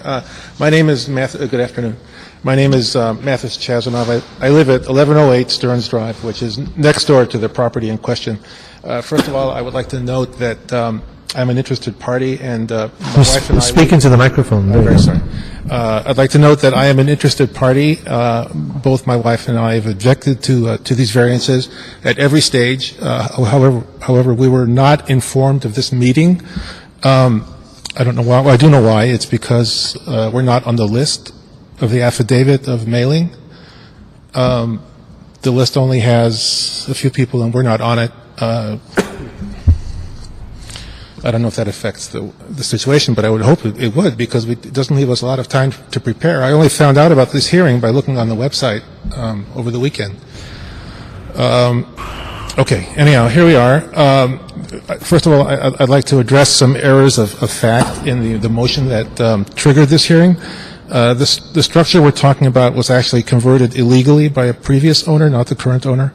It was never on the rental market until the current owners moved in 6 years ago. The previous owners may have used it as a clubhouse or a crash pad, but it was never a rental until 2006. Secondly, as Mr. Weiss pointed out, or I think, or the planner, it's not it's not an oversized lot. It's exactly the same as the house across the street, and it's only 600 square feet bigger than mine. Thirdly, the councilman says the project has been reviewed and supported by the Homeowners Association. Actually, the applicant is a member of the association board, and we had no input at all into whatever process they went through. Excuse me. If you grant this, we urge you to consider that it will be a very bad precedent, and I ask you not to take my word for it alone. The head of the... Please finish. I'm sorry, the head of the South Carthay neighborhood group wrote to Mr. Koretz about the many owners of duplexes on Crescent Heights, which is 1 block away. Thank you, sir. Please conclude. Oh, okay, I'm sorry. Basically, I wanted to say that that group is very much against this proposal, and I urge you to consider the fairness issue, that we, if we wanted to do anything like this, we would be turned down. And thank you, sir. Thank you. Thank you very much. Bernice Katcher.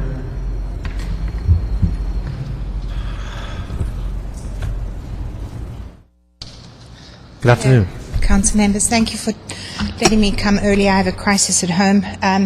I live at 1142 Stearns Drive. I'm a stay-at-home mother. Thank you. I wanted to read to you a letter on behalf of Mr. Douglas Marcial, who lives directly behind the applicants.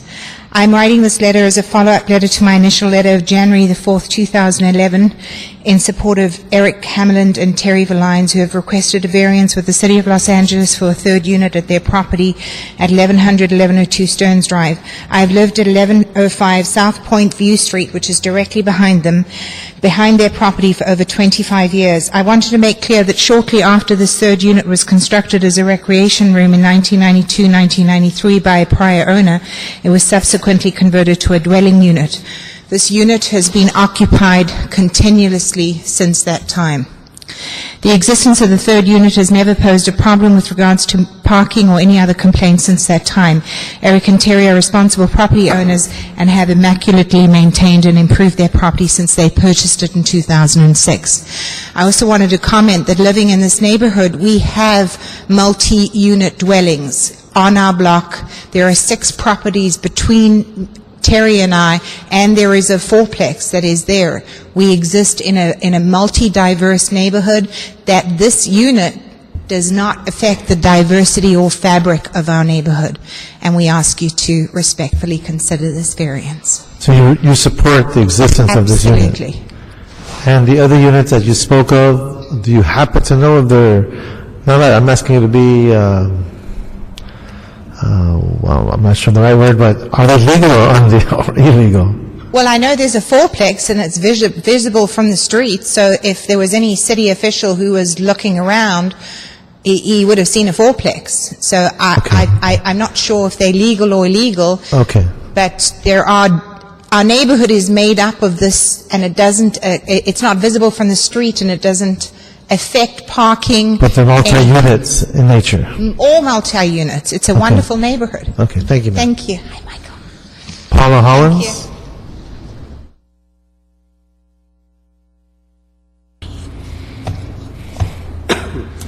And then we have Haley Mandel. Thank you, council members. My name is Paula Hollins, and I live at 1129 South Point View Street, which is about a block away from Eric and Terry. And I'm here today to support Eric and Terry and to encourage you to grant the appeal to allow the legalization of the third unit. Eric and Terry are wonderful neighbors and responsible property owners. They're also very active in the community and especially in the HPOZ committee. The third unit at their property is totally hidden from the street view because the building is on a higher pad or higher level, and it does not impose any aesthetic issues impact on the neighborhood at all. Also, it is totally compatible with the neighborhood that is full of all like fourplexes, threeplex, duplexes, and there are many Spanish-style homes in the neighborhood like theirs. Further, it has existed for many years like this, as you already know. There's parking. There's never any problem with parking on either Stearns or Whitworth.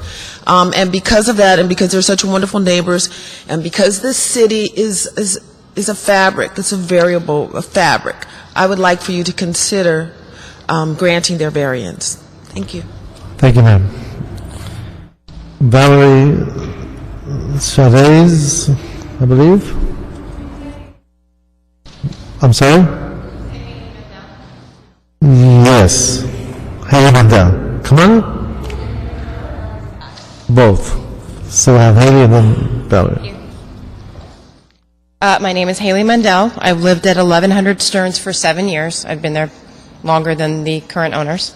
Tom Cruiser was my landlord when I moved in the summer of 2004, and he was living in the guest unit that everybody's talking about until Eric and Terry bought the place. After the previous owner moved out, I was relieved that every single person that has resided in there has been lovely and wonderful, great people to live with. I don't believe it's ever been vacant since I've been there. There's always been somebody in there. One of the most important things to me when I moved there was that I was a bartender and I came home really late at night, so parking and being close to my front door was imperative, and it was never a problem at 5 in the morning, 2 in the afternoon, on the weekends, during the week. It's not an issue on any of the streets around there. Every friend, repairman, delivery person I work from home now as a writer either makes a comment about how beautiful the place is, they want to take a picture of it, and it's all because of my landlords being what I consider to be the best landlords. They take care of all their tenants. They're great to the community. Everybody who meets them I get compliments about how amazing my landlords are, and if the back unit ever opens, can they please, please, please apply to live there? All of my friends, everybody who's seen it. So I hope you give them a break because they deserve it. Thank you, ma'am. Next speaker, Valerie. I don't want to butcher your last name, Valerie. It's Sade, I don't know. I apologize for my lousy handwriting. It is S-A-C-K-S. Oh, that's a K, all right. And it's really funny to me because I try to write it clearly, and I've gotten that a lot. I'm like, how does it, anyway. Okay. I'm Valerie Sachs. I'm an attorney. I'm here on behalf of Donna and Matt Chazanoff. They're the applicants. They're the property owners immediately adjacent to the applicants for the variance at 1100 Stearns Drive. First, I'd like to reiterate the lack of notice. We only found out by chance late Friday afternoon that this was happening today, and that's at the same time we found out about the hearing on Friday. So we've been really prejudiced in our ability to prepare for this hearing, to give you written submissions and to bring people and get more additional. I mean, they've managed to bring people because they knew about it, and we didn't. And we do have people who were interested, but it's such short notice that they can't. And so you're against it? I'm against the variance. Okay. Yeah.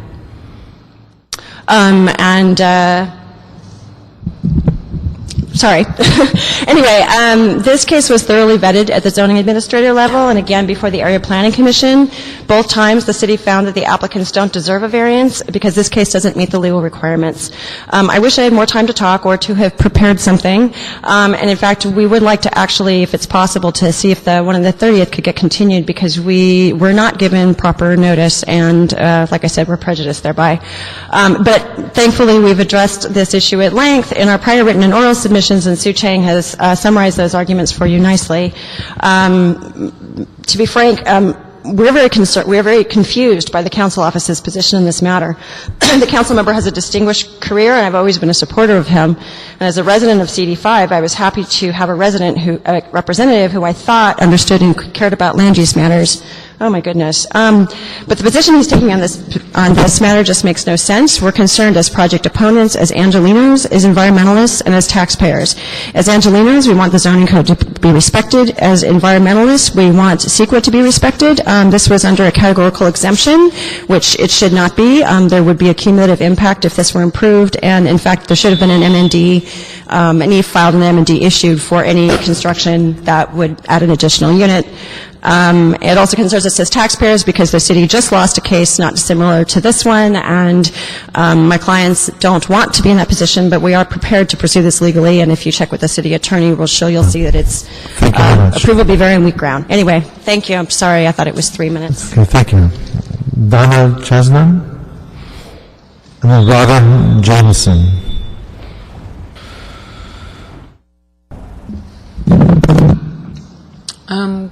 Good afternoon, everybody. I'm Donna Chasnoff. I live next door to the property. Am I speaking into the microphone? Say that again? Speaking into the Sorry, I'm nervous. A year ago, I did not even know what a zoning administrator was. I've learned much about this last I have learned much this last year about two things. One is city government, and the second is the true character of people. There's a saying that I like a lot that says, adversity doesn't build character, it reveals it. And a number of people involved in this matter have revealed their true character, which is quite different than what I was led to believe.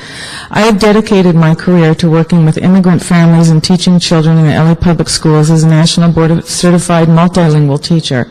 I began my school year by a discussion about rules and laws. Just last week, at my initial parent meeting, I asked, why do we have rules and what their purpose is? We discussed the fact that rules make us feel safe and they protect us. They ensure predictability. Certain actions will bring about or avoid certain results. They create fairness, and I've always believed what I have taught and discussed with both my parents and my students. But I began to wonder. I took part in 2 hearings where appointed officials looked at the law and the facts and found no cause to grant the variances requested. And now it seems that an elected official, my councilman, who has consistently refused to meet with us, is bringing this forward because our neighbor seems to have connections and our councilman seems to have his own agenda. Our councilman, another thing I wonder is when our councilman is consistently speaking about saving money in the budget, and I again wonder why are we wasting taxpayers' money to bring the variance for the single unit, not even a low-income unit, all the way to City Council. These things just are beyond me. I've heard from several people that this is where this meeting or the next is where and when the variances will be granted, and that I shouldn't be surprised. So I wonder, is this a place where one scratches another's back, or is this a place where laws are upheld? And I wonder what the City Council is going to teach me and what I'm going to bring back to my classroom next week. Thank you for listening to me. Thank you, Ms. Chesanoff. Our next speaker is Robin Jameson.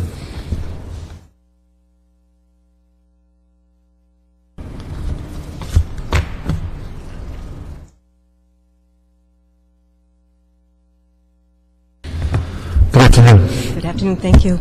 My name is Robin Jameson. I live at 1043 Pointview Street, and I'm a member of the steering committee, and I'll be reading a letter written by Mary Louise Morgan, who's chairman of the Carthay Square Steering Committee. I'm sorry, what committee is that? I'm sorry? Is the chair of which committee? Of the Carthay Square Steering Committee, in which this location is, Carthay Square. To the Office of Zoning Administration, the steering committee representing the Carthay Square Neighborhood Association has been asked for our support of a proposed variance applied to property located at 1102 Stearns. It is our understanding that this variance will legalize the following attributes of the property which do not meet current city building standards. Existing third unit located on property, existing garden wall which exceeds building standards, existing off-street parking space which does not meet the minimum required. The steering committee has reviewed this request thoroughly and voted unanimously to approve the granting of the owner's application for the listed variances based solely on the following reasons. The third unit structure, garden wall, and parking space pre-existed the purchase by the current owner.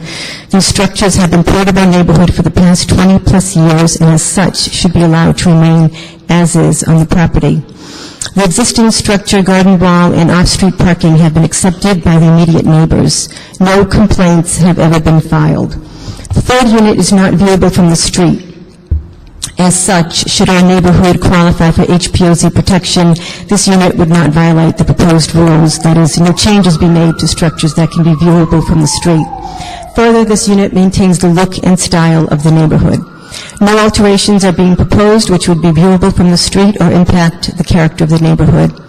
Please let the steering committee know if any additional information is needed to make a decision on this variance. We appreciate your attention. Sincerely, Mary Louise Morgan, Chair, Steering Committee. Thank you. Okay, thank you, ma'am. And this committee is made up of property owners. Can you describe, come on back, this organization? Who does the Carthay Square Steering Committee, the Carthay Square Neighborhood Association are members of the neighborhood who support the neighborhood, who they pay $25 due to become members of the neighborhood association. So it's the local neighborhood association? Yes, of Carthay Square. Okay, thank you, ma'am. You're welcome. Okay. Colleagues, any thoughts, any reactions, comments? On the issue of Can I ask the zoning administrator this question, please? The main issue you raised was that this property was not in no way unique to the other properties, and that's a requirement to grant a variance. That it was similar to others, and if we would grant this, others would want it as well. But as I understand it, those are structure that was not legal. They are attempting to legalize it now. How does the not uniqueness issue come into play? I was trying to understand that. Well, if you take a look at finding number 2, we have to find very specific findings as to the location, topography, size of this property. It's very specific. We have to explain why this property is different from others. This is one of those properties in the area zoned for R1. According to the applicant, it's a little bit larger than others, but it does not mean they are allowed to have more than one unit. Everyone, even though someone has 30,000 square feet of lot area, this property has about 7,180 square feet of lot area. According to the applicant, they have approximately 700 square feet more than others, but it does not mean they can have more than one dwelling unit. There's nothing I can set aside. This property is unique from others. There are other corner lots. As I explained to you, specifically 2 locations diagonally across the street, and another property also corner that has a similar size of lot. They are improved with a single-family dwelling because they are zoned for R1. I don't see any uniqueness on this property in terms of the physical condition, location, and surroundings in the same zone and same vicinity. Okay, thank you. Councilor Kukari, any thoughts or observations?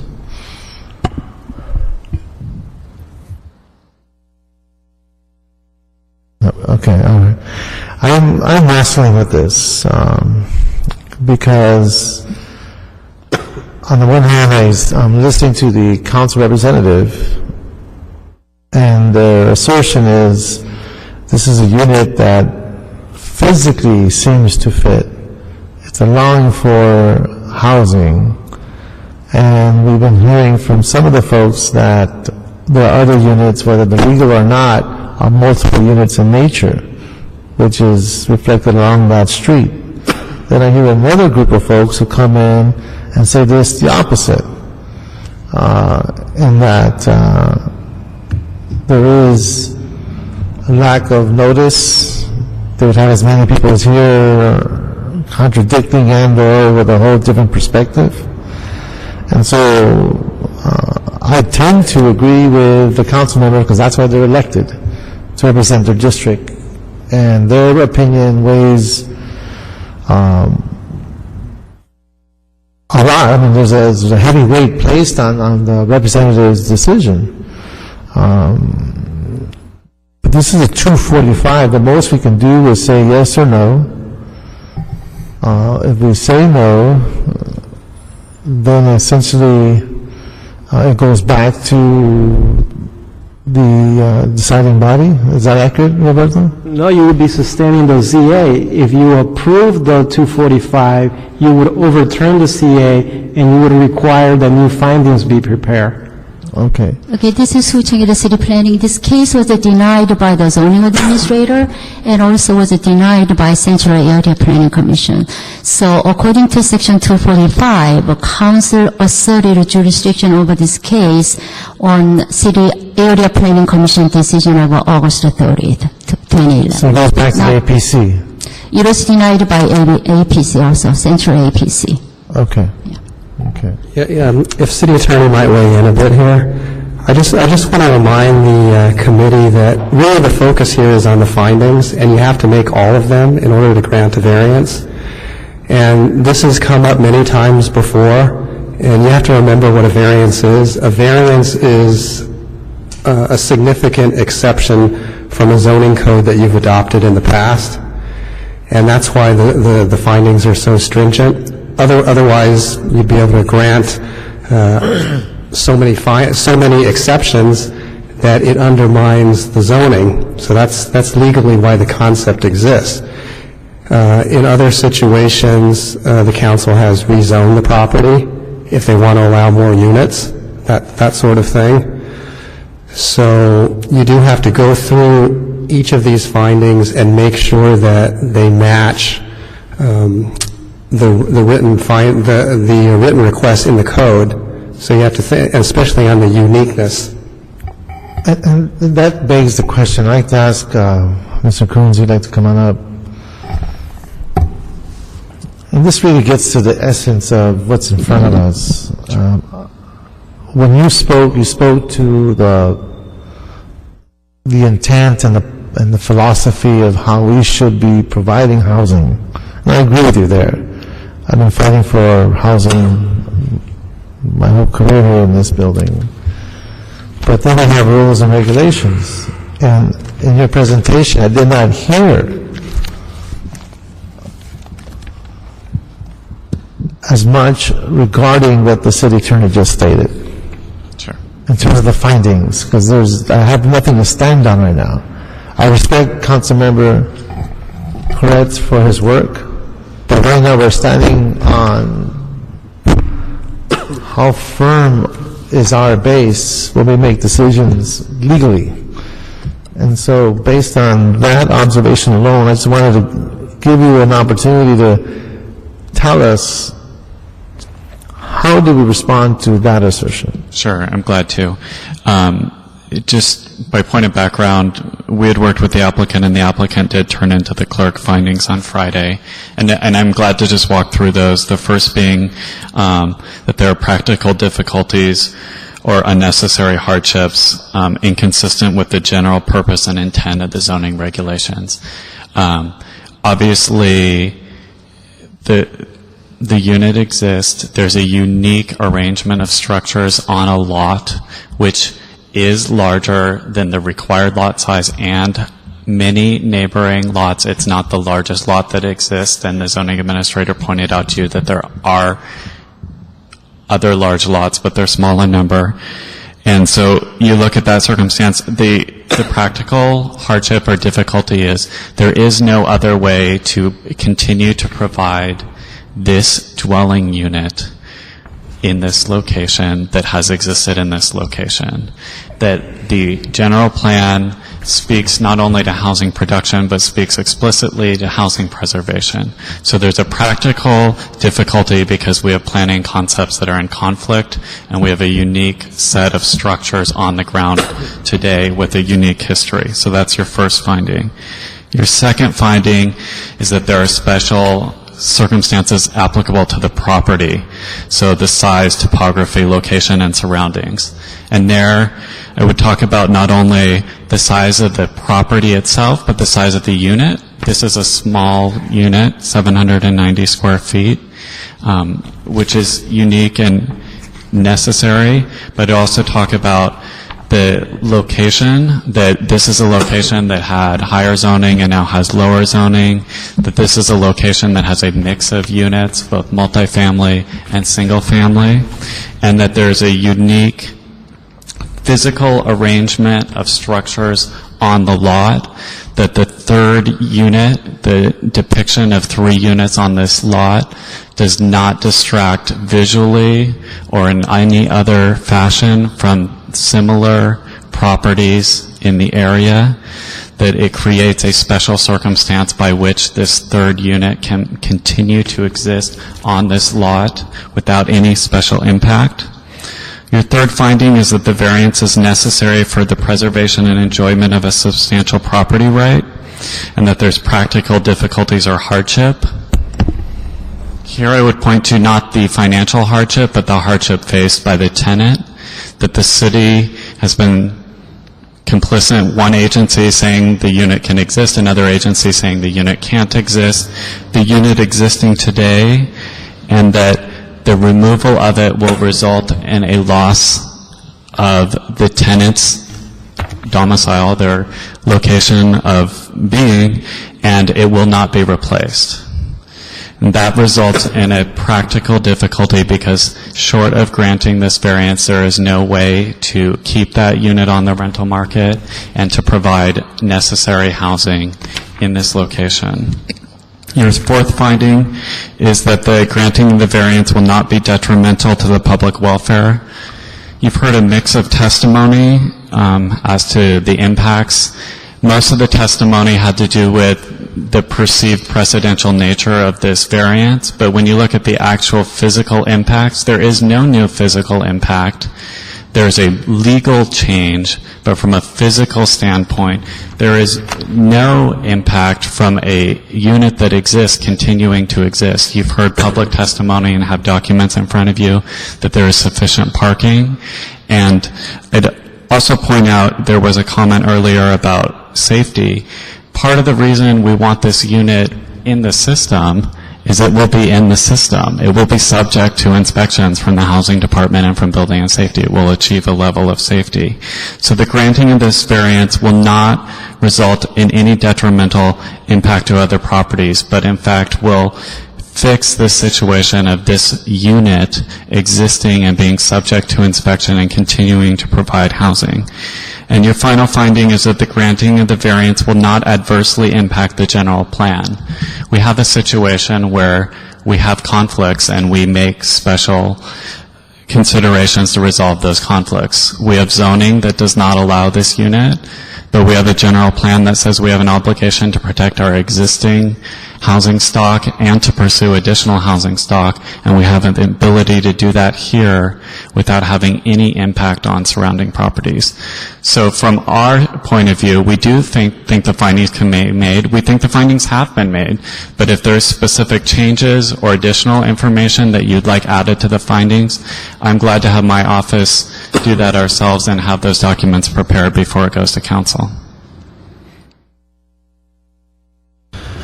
Any questions for the representative from the district, Councilmember? Actually, let me first ask the city attorney. This is a kind of a unusual situation, being a 245 from an area planning commission on a zoning variance. I don't know if we've had one of those before. Is the zoning administrator's findings, let me say that grammatically, are the zoning administrator's findings entitled to some presumptive weight here? Or, I mean, because what we've heard basically are the applicant's arguments as to why the findings can be met. We have a letter before us from their counsel as to why the findings can be met. And we have the zoning administrator's conclusions that they could not be met. Do we examine that in this procedural context basically as finders of fact de novo? Yes, it's, let me simplify that because it's all sort of the same hearing. I would say that you, like I said before, if as you rule on this, you independently have to go through each and every finding, and you have to keep in mind that there normally is a presumption in favor of what the zoning administrator has ruled. But if you can go through and you can make each of the findings and show that she was in error and that there actually is support for each of the findings, you could rule in favor of granting a variance. That being said, it still is a very difficult test to meet, and I would just comment generally that what I'm hearing from the proponents of the variance are that this is a good use and that nobody has complained about it, but those are not exactly the findings that you look at when you consider a variance. Those are more in the way of conditional use permit findings, and this is a different animal.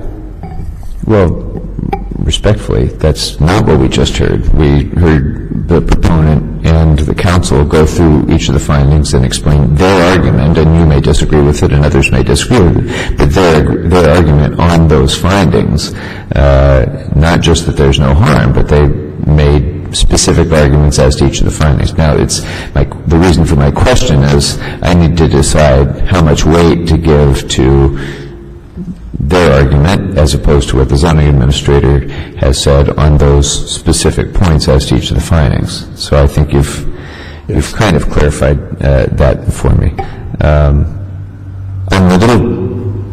I'm bothered a little bit by this issue of notice. I don't know why that would have occurred.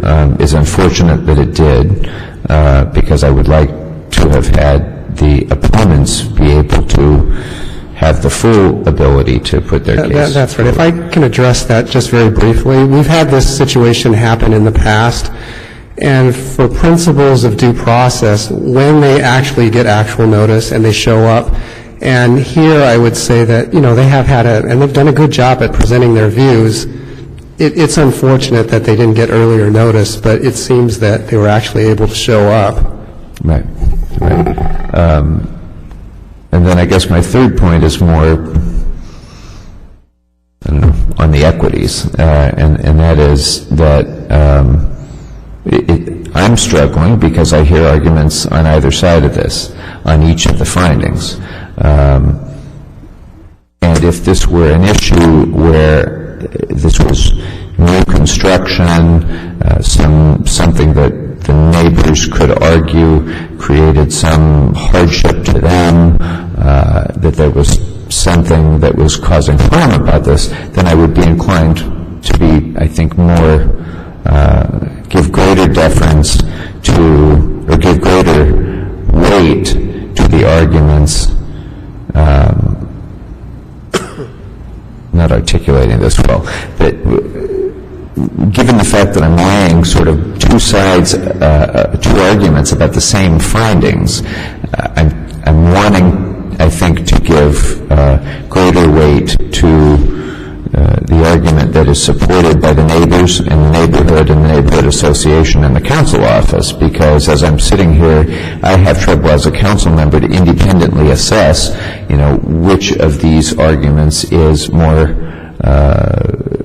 in line with what needs to be found for each of these findings. But then we have the neighborhood and the neighborhood association and the council office coming here and saying that they're supportive of this. So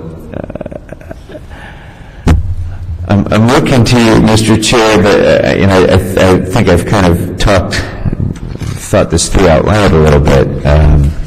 I appreciate that. I don't have a strong feeling about these. I'm sorry, one other thing on this, and I think this is a city attorney question as well.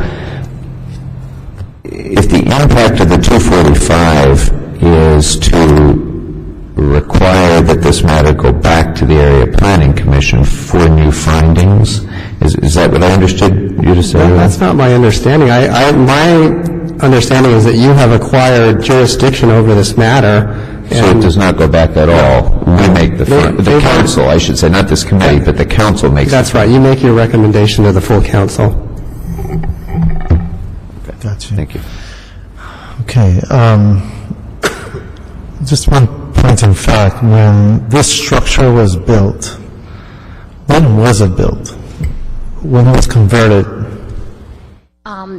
Originally existing duplex in the front portion was built in 1931, and the prior owner... The original structure... Wait. Duplex was built in 1931. Okay. And with a four-car garage, and the recreation was added in 1992.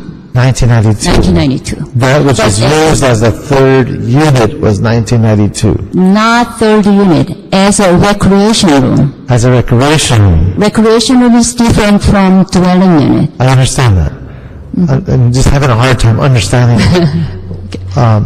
Okay, so in 1992 it was a recreation room. That is correct. When does it become a living unit? Well, according to applicant, it's been since 1992, but there is no evidence to support that. Actually, only one document the applicant submitted to the file was included in your appeal package. I think that's Exhibit C or D. There is a deed of appeal document dated in 2005. that is to install some low water flow retrofit toilet.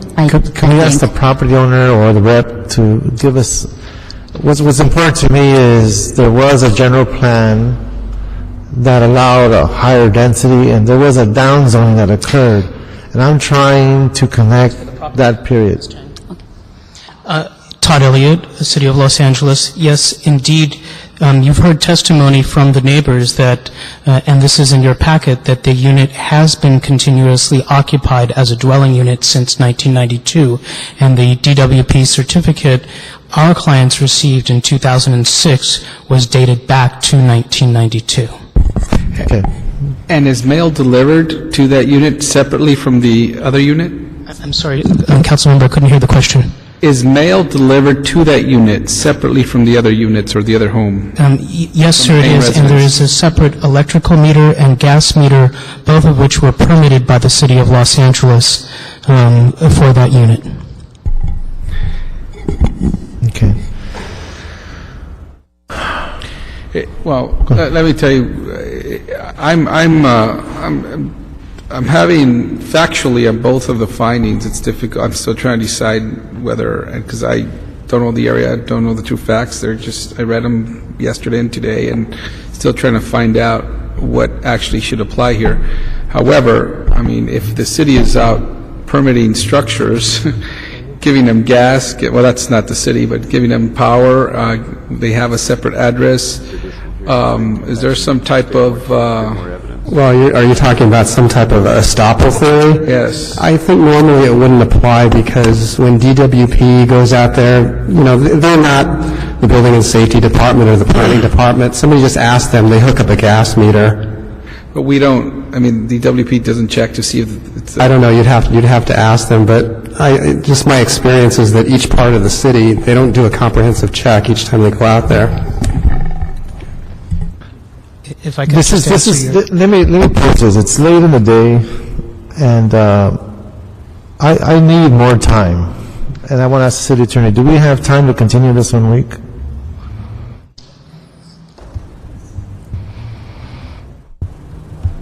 The deadline on the agenda says that the last day for council action is October the 4th. That would be next Tuesday. The day of? The day of. That's our next meeting. And that's okay? Well, no, the deadline for council to act. Plum meets after council. Yeah. Oh, that's right. Yes. I would like more time, but we don't have it. For me, the issues of finding is one. Two is it's hard to really nail down what are the real facts here. I know you're waving your hand, and I'll give you one minute. Come on up. Please, thank you. Thank you. We moved into the house, I think, 1990, and suddenly, 1992, this structure goes up. We're wondering what goes on. I think you can see the picture. It's enormous from our backyard. It was built as a permitted rec room, and I agree with the tenant who's living there that the second owner used it to live there, but he personally told us that he was just using it kind of as a place once in a while because he mainly lived with his girlfriend at another residence, and I'm thinking that he used it as a residence so he could get a cheaper loan, proving that he actually lived there. I have no proof, but that's my guess, and he did tell us that he mainly lives with his girlfriend. It only started being a rental when the present owners bought it, number one. Number two, about the address, there is no third address at that corner. I actually went to look at the mailbox because I was curious, and the mailbox for that third place just says a guest house, but it's not a third. There's no assigned number, if that helps you at all. Okay. That's all I have to say. Colleagues, I'd like to suggest this, because there's so much that's not being answered in terms of what's factual, whether there's an address, when it actually, what's really there, it's not clear. If we sent this forward to the full council without a recommendation, it gives both parties time to make their case, time to polish the findings on both sides, time to reaffirm or verify address, meters, documentation speaks to what's being asserted? Because we don't see it here.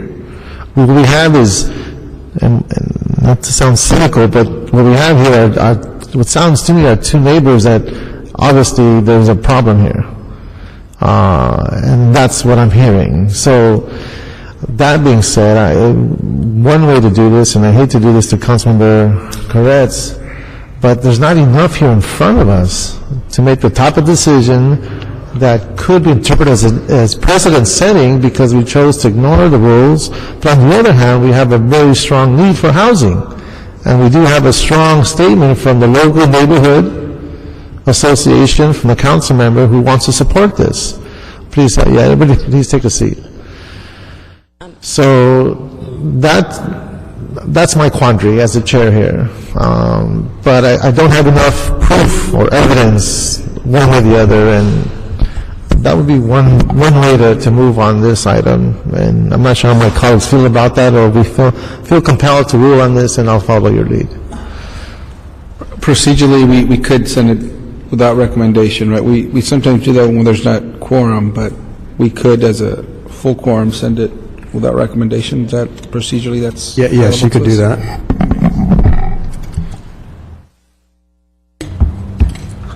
Council members? I don't see any harm in doing that. It gives both, first there was a concern on the part of the opponents about lack of notice. I know it was not a legitimate legal concern because they are here, but as a matter of fairness and having them an opportunity to present their full case, it might make sense. I think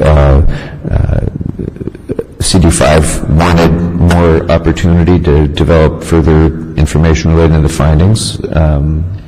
I think it probably will allow the council to do a more thorough job than I think we're able to do right now as we sit here. Okay.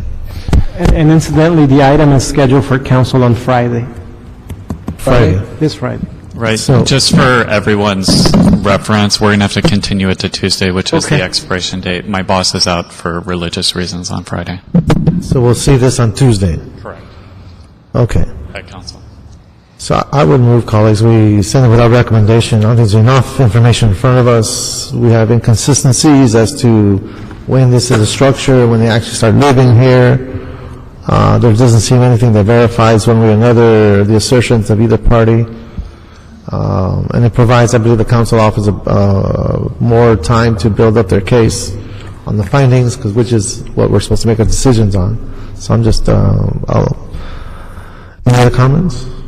So I'll move forward with that recommendation, given the time constraints. Otherwise, I'd want it back here.